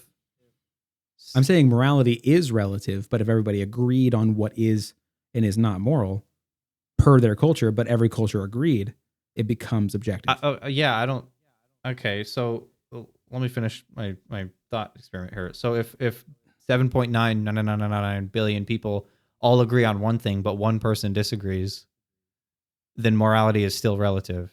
But as soon as that person agrees, now it's an objective morality, an unchanging, unwavering objectivity. I think you bring into the conversation utilitarianism. I think at some point, if you have literally one guy in billions of people, I guess I would still say it's relative because it's not universal, but tough luck to that guy. That's where I would say that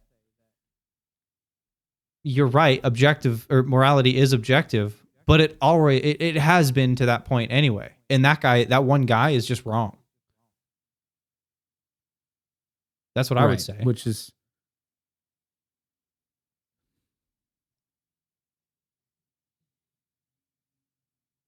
is this entire thing. Yeah. Yeah. We have come full circle, haven't we? Yeah.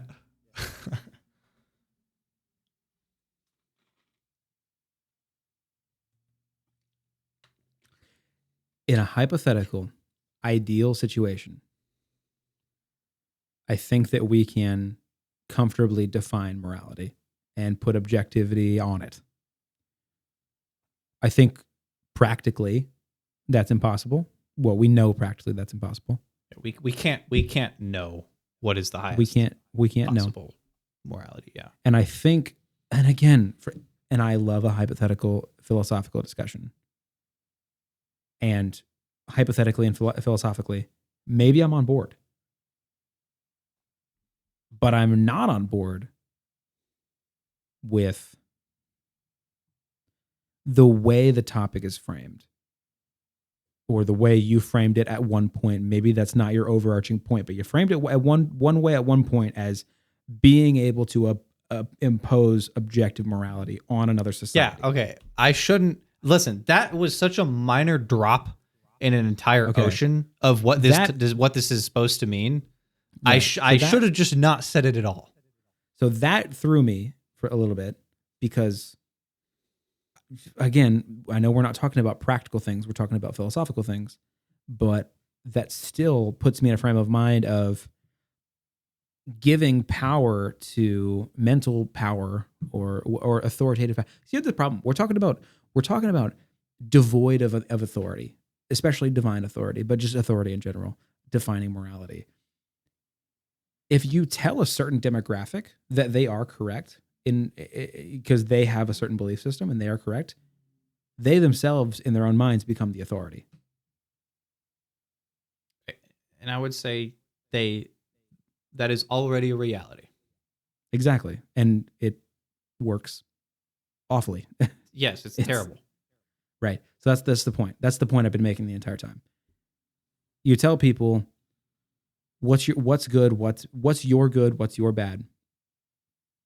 And if you think, or I guess you're not saying this, but I'm just getting in the mind of somebody who's hearing this, maybe somebody who's a bit of a shithead, who knows.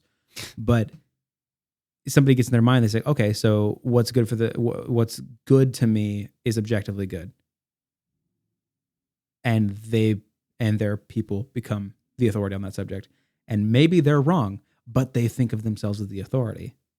I'm probably reading into it too much. I was gonna say, but if they themselves hold the opinion that the good is maximized human well-being, what them imposing their morality on others is, if they understand this frame of morality, they're going to be looking for the maximized well-being of the people around them too. What about... Even if that's not what they themselves want for themselves. Right. Let's take China as an example. I'll take China as an example. China, I think they still do. I have no idea. I don't know much about China. But they at one point, and / maybe still do, have a 2-child policy. 2 children per couple or something like that, right? Isn't that a thing? I have no idea. I swear to God, that's a thing. Chinese. I know North Korea has been like just begging that they just pump out babies, because I'm pretty sure their population is gonna just... Oh, it used to be 1. Oh, well, maybe now it's 3, maybe 3 children. Well, that's not as bad as. But I would say that they're making a decision based on the well-being of humanity by doing that. You know, because of population control. Right, but a lot of people have a lot of problem with that. But what they're not doing is maximizing well-being for everyone. Just one... Aren't they, though? No, one rule applied across an entire population is going to be great for some, but it's going to be terrible for others. Right? You agree with that? So we're back to being impractical. We're back to, this is just hypothetical. There's no way to... I guess I keep circling a point, and I'll stop circling. My point being that this information in the hands of the wrong people can create problems, and has created problems, as demonstrated. If they understand the framework of maximizing well-being for everyone, I don't think that's the case. Right. If Kim Jong-un, instead of, well, I don't know who the head of, what's the Chinese emperor? Is that still the name for like the king dude of China? I want to say president, but I don't know. President of China? Yeah, this is how terrible we are with anything other than our current vicinity. Whoever dictates China, him sending down this one rule is not maximizing well-being for the human race. Right. That is an immoral decision, because it is one... For some, it's great. Sure. Yeah. Whatever. But this is an immoral decision, because we can say that there's probably an objectively better way to do it. Maybe this is a moral...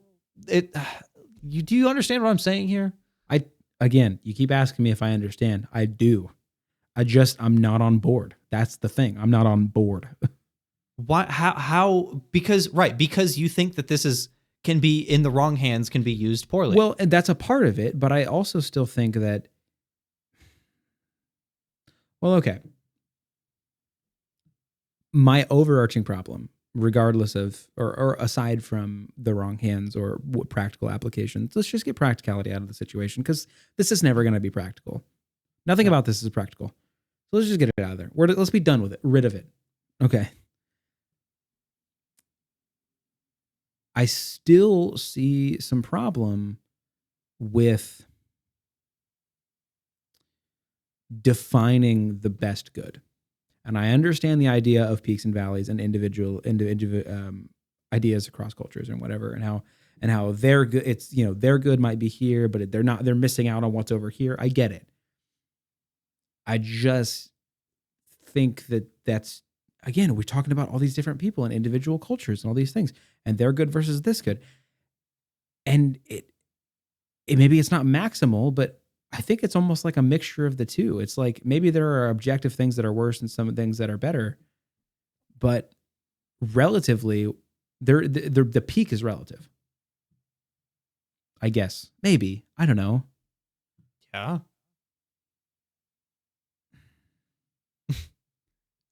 We are defining morality right now, and morality is maximized human well-being, and immorality is the worst possible suffering imaginable, perfect hell for everyone. We are defining that. We just did it, and you think what I just did there is dangerous?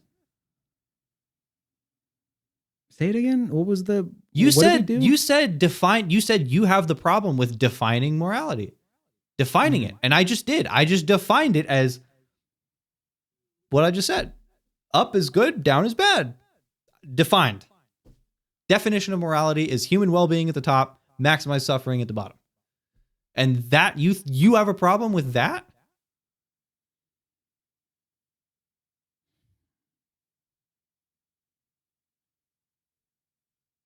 I have a problem with how it's applied. And again, that's a practical approach. Sorry, I'm a practical guy. I guess maybe I can't get off that. I guess how would you apply it? Or who is applying it in what way? In what definition? In what priority? And I understand the priority of human well-being. I understand that. So your holdup is still just it being imposed. I guess. Yeah. And cultures being different, and so if someone came to you, if an alien came to you and they said, "Hey, I know a peak that is higher than you realize right now, and you're going to be happier. You're going to experience sadness less. Your well-being is going to be improved. Your suffering is going to be diminished." Are you going to be upset if they come and tell that to you? Because they're imposing it on you. Right, but how do they know that that's better for me? This is a thought experiment. If I knew, are you going to be upset? No. If I knew for a fact, right? If I knew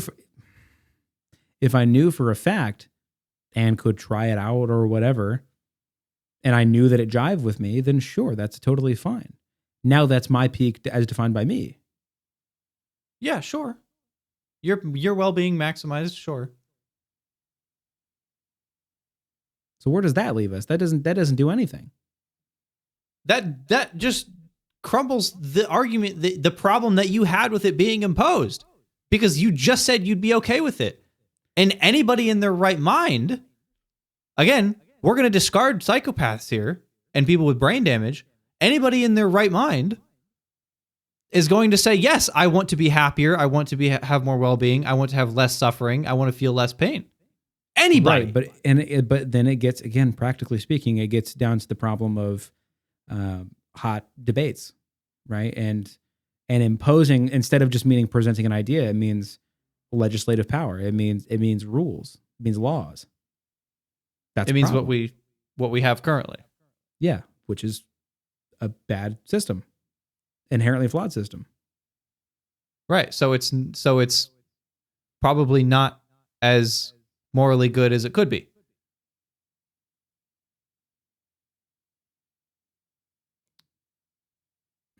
The system or the laws? The laws, I guess. I don't know. I think the system is a bit too broad. Yeah, but how do I frame this? But the law let's take the gun example. The law says we can have guns. Right? That's the imposed belief system, right?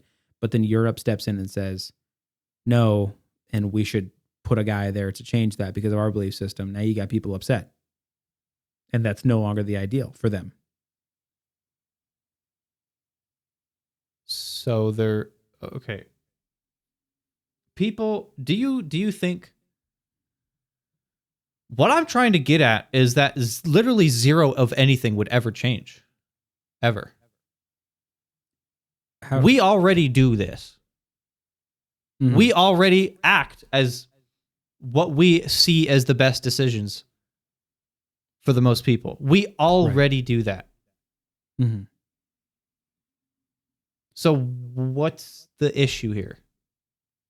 We already think, okay, this is, I would say, if we implement this, this is just can only be better than what we have right now. So what we have right now is people acting to do the best that they think they can for human well-being. Mm. And most of them believe in an objective morality that we know has many problems. Yeah. So if we get them with an objective morality that already promotes what doing their best means, how can that be any worse than what we have right now?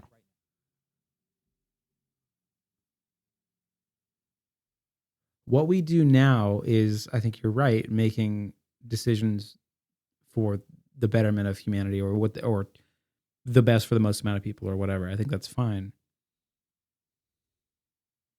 And maybe nothing would change, but it would give us a sense of control, or a misplaced authority over objectiveness. More misplaced than it already is in a Sky Daddy? We got a religion out of this topic a long time ago. That's not, we're not talking about that anymore. I just brought it back 3 seconds or a minute ago. In what context? Because of government? No, I just said most of them believe in an objective morality that we know has some problems. I was talking about religion there. Oh, okay. Yeah, I didn't catch it was about religion. I thought we were still talking about government. No. I was talking about religion there. How can, if we get rid of the objective morality that we know has problems, i.e. religion, and replace it with the morality of what these people are already trying to strive for, which is maximized human well-being. Mm-hmm. Now, the only thing that changes is there's no conflict between what our 2,000-year-old book says and what we're trying to do to maximize well-being. Right. And I agree that it is good, in my view, that people get together, band together, and try to find the best for the most amount of people, or the best thing for humanity. That is a good thing to do, in my opinion. Again, practically speaking, how does that work? Who knows? Right. And at no point am I saying that we should keep an institution of religion in our governments. That's not what I'm saying. I'm not saying that. I do think it would be better for the most amount of people, but, and maybe that is objective. I don't know. My bandwidth on this subject is running out, if I'm being honest with you. We're at the 2-hour mark. I'm just I said we were going to bring this to a close 45 minutes ago. I know that your holdup is the imposition of people's entitlement to objectivity. Right. And I know and before you tell me again that I don't understand, I get it. I do get it. I know that's where your holdup. My holdup is how it could be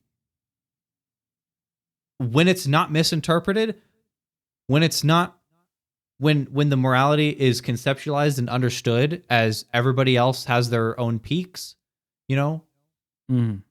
How can it be a bad thing?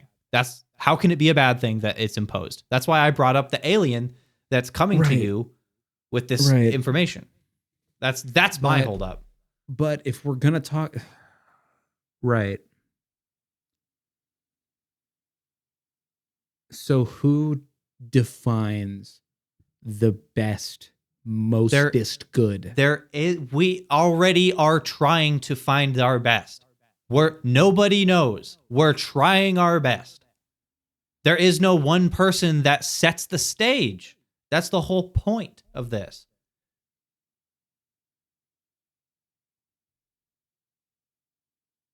We're trying our best now, and if everybody accepted this identity of morality, we'd be trying our best then. That'd be fantastic.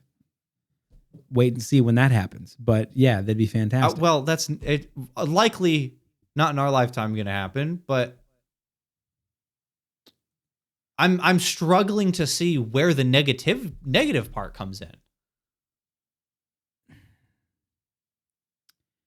If you just came to me and you said, "Do you think humanity ought to band together and try to figure out how to live in the world in a way that the most amount of people are happy, or the best for the most amount of people, or maximize well-being for every individual?" Great. I'm on board. That's great. But then you start saying that things are objective and not objective, or objectively wrong, and right, and we ought to live this way and not this way. But you wouldn't be saying that is the thing. Because everybody would just agree. Because we don't know. We don't know. But right. What we can say is that do you agree? Well, yes, you already have agreed to this. Yes, there are decisions that objectively are going to get us closer to well-being and objectively going to get us further from it. There are decisions that are objective in those ways. There are. We cannot know them. Mm-hmm. At least now, with our brain capacity and imagination now, we cannot know them. We are trying our best. Okay?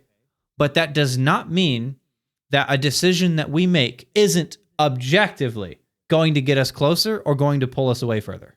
It does not mean that.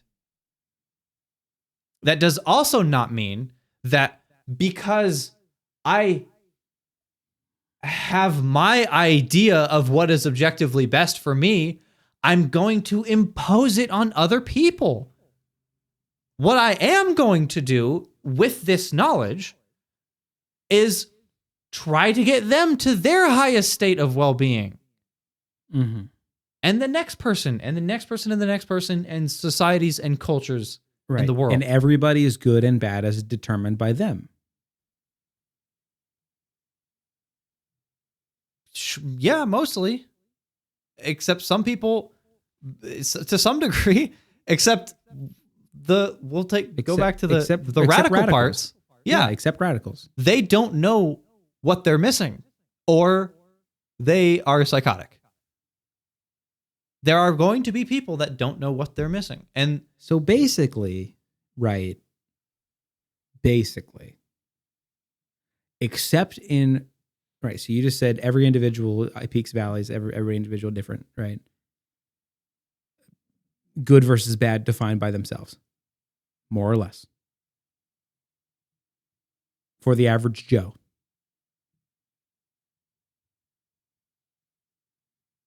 You said that, not me. I'm trying to narrow it. I'm trying to specify it. Well, while you think about that, let me finish this thought. So the average Joe, right, not a psychopath, more or less, their own personal good versus bad, their own moral versus immoral is loosely defined by them. Other than extreme circumstances, right, that's objectively bad. So really, when you boil it down to, and I like to boil, especially if it's crab legs, but if you put a little butter on it, when you boil, speaking of crab legs, you know what I made at home the other day? Crab legs? No, but close. Red Lobster Cheddar Bay biscuits I made at home. They have like some frozen ones in a pack or something? They just got a bake mix of them. You just pop them in the oven, make them into dough, put them in the oven. At any store you could possibly go to. Did you not know that? No. Yeah, just go to any store ever. They sell a mix by the box. Surely they weren't as good as legit though. They were pretty dang close. Really? That's Yeah, actually surprising. So you put it in there, right? Now make sure you pop a little extra cheese on the top of them, or in the dough. And then when you get them out, they send you a little mixer. You got to mix it in with some other ingredients, and then you make like this buttery, garlicky glaze that you put on top. It's like dang near 80% of the way there, maybe 85. Do they have like 500 calories per biscuit like the normal ones? I didn't look. I'm a sane person. I'm not gonna look at that. I don't want to know. But when you boil it down, it almost sounds as though morality is relative, except for the extremes. But it's not, because no matter who you are, and no matter what your highest point of well-being and lowest point of suffering is, there are objective ways to get up or get down. Individually? Yes. If I make a decision to punch myself in the face right now, that is objectively going to go up in my well-being or down. And I think we know which one it is. Okay? That is objective. There's no way around that. And that goes for every single decision ever, to varying levels and degrees for everybody. Okay. The decision to get a credit card. Right? So that's one situation that could be really good for somebody. They're going to build some credit. And one situation that is financially detrimental. So are you saying, so I just listed you the same action, but different outcomes? Well, one action can lead to a lot of different other actions. Getting a credit card and doing nothing is an action that will have no impact. You can get a credit card and then action to max it out, or action to spend with it and pay it off every month. And all we're talking about here is an action tree with an infinite amount of outcomes, I guess. And each one of those outcomes is going to be, each one of those outcomes, no matter how small, is going to be either closer or further from their maximized well-being or maximized suffering. But it's a flawed example, I'll give you that. But let's take the example anyway. The action of getting the credit card, right? One is good for one individual and one is bad for another. Would you say that that's correct? Or is getting a credit card always and forever a good thing? No, never, ever. We talked about this with the 10 Commandments thing. Never, ever, ever, ever is a single action ever always a good or always a bad. Literally ever. So, okay.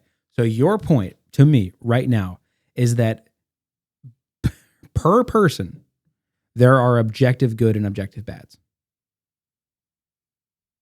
Right? And those beliefs do not apply across person.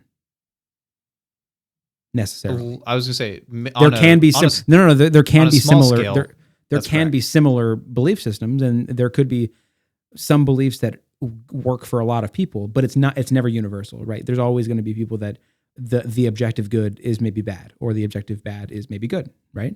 Correct? Say that again. The objective good is maybe bad for who? For the people that it is bad for. So you're saying my objective highest point of well-being, if all those circumstances were then applied to you, it would not be your highest point of objective well-being. Right. Or certain actions or behaviors that are good for you sure. To get to that point might be good for you, but are bad for me. Sure. Does that not mean relative? Are we objectively going towards the highest point of well-being? Yeah, we are both doing that. Right. Okay. So we're both being a particular action. So we're both being moral. Yeah, a particular. Right, but individual morality, as in the contents of morality, is subjective.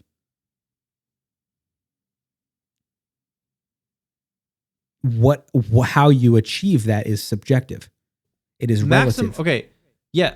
Okay. The requirements from person to person.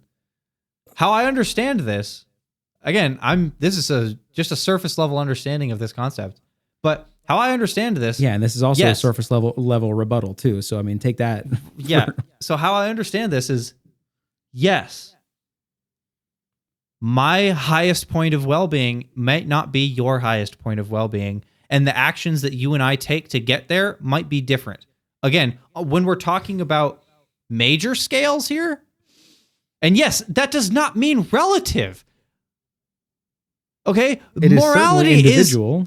Yes, but we are going towards well-being. Towards well-being, moral. Away from well-being, immoral.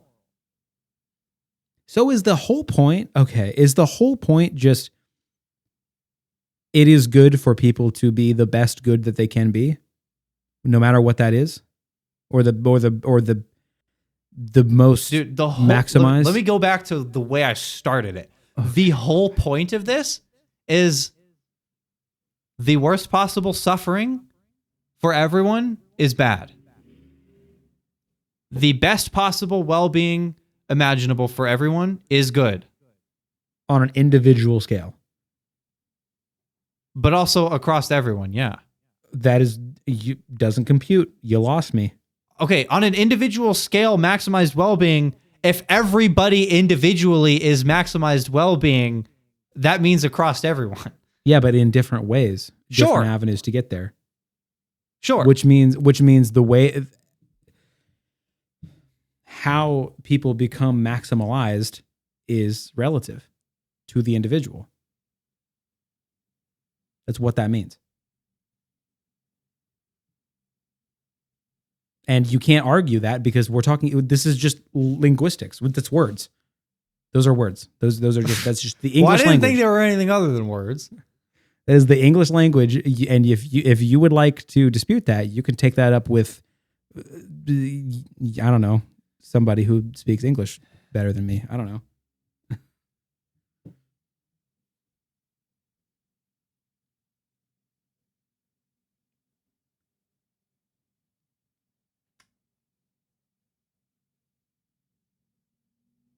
Well, I agree with that, but there's no way to not to, right? Because we just defined systematically through a series of really unhelpful discussions that looped around quite a bit. We just defined, outlined that there is no one stock good that can apply to that can apply to everybody, and the avenue to get there is not a clear path. Therefore, every individual person has their own path and needs for their maximal well-being. And therefore, what is maximal well-being is relative. And we define maximal well-being as the most good. And the opposite of that is what? The most bad. Therefore, morally good and morally bad is relative. Case closed. Man, you're speaking with awful authority there. And because we're at the 2 hour 15 mark. That's why. Somebody's got to put a bookend onto this. So morality is relative. It has to be. I don't. And listen, I agree with. And I'll say this before you say anything. Let me say, because I want to say more than you want to say. If you came to me and you said, should people strive for the most amount of good and the best well-being for the most amount of people, I would say yes. That is the best way to strive for a society, right? But on an individual scale, because morality and well-being can only be defined by an individual, with the absence of authority, and because it's on an individual scale, it has to be relative and can only be relative. And as a society, we can collectively agree on certain things, but we're agreeing on individual scales.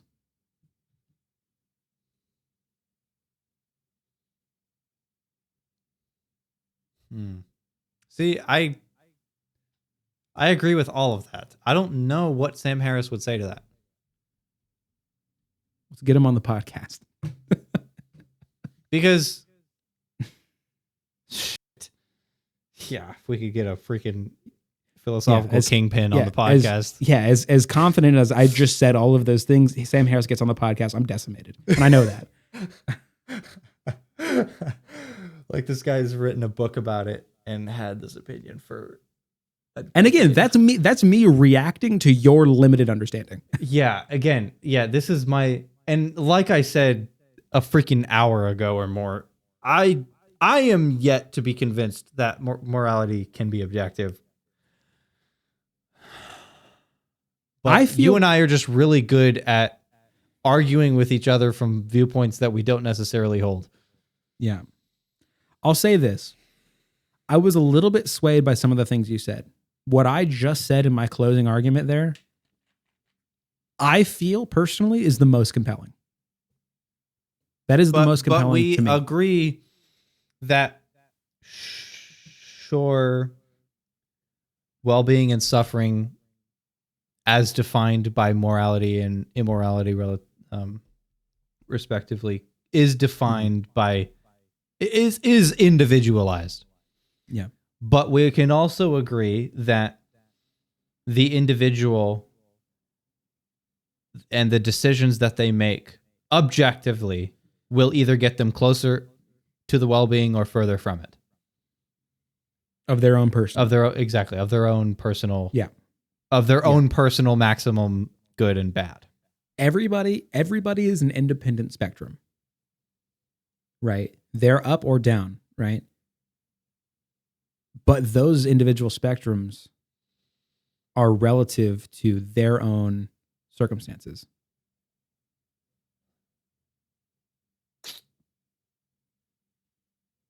And that has to be true because of the division we see. Now, you could say all day long that maybe they don't know what they're missing.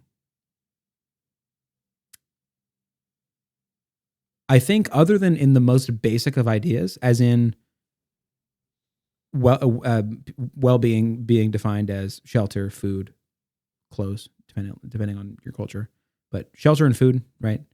Those are basic well-beings. And if we were to meet those needs, that is maybe objectively good that we can meet the needs of all those people. But outside of that basic of a framework, I would say to put that into a little bit more ingestible framework, I would say, we'll go back to this button example. If you could deliver those needs to everyone on the planet at the press of a button, and you don't press that button, I think we can say that that's objectively bad. Right. If we're taking out of that example, like let's say the button doesn't instill a worldview or a belief system on anybody, religious or not, just any like belief system, and all it does, literally to its most minute of detail, all it does is provide basic amenities and basic comforts. Then yeah, maybe you can make an argument that that's an objectively good thing to do. So basically, what we're getting at is, if we're defining it, just, we really need to wrap this up here. So I'm just going to try to summarize this here. After 2 hours and some change of discussion, the moral landscape, the moral objectivity is that well-being good, suffering bad. Yeah. The landscape of individualized peaks and valleys is the relativity. Yeah. And another slather of objectivity is every decision they make either will or will not. There is no in between. Get them closer to their peak or get them closer to their valley. Yeah, because they can't do both. Exactly. So, an action will do one of those things. Right. So that's just another layer of objectivity on it. But the relativity comes in at when we're looking at a landscape, there is a landscape of peaks, not one. Right. Again, I don't know what he would say. The book is called The Moral Landscape because there is a landscape of peaks and valleys. So I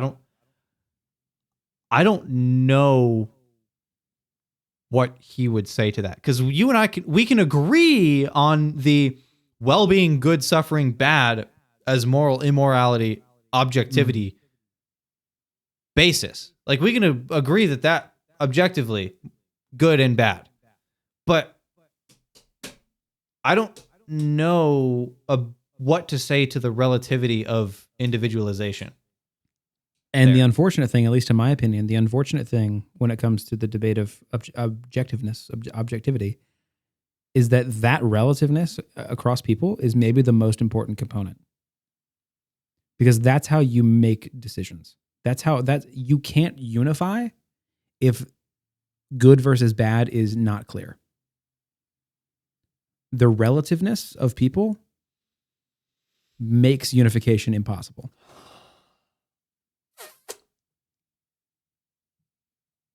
Let's end this. Like I said, the way that I'm representing Sam Harris' view is probably just so far off, it's not even funny.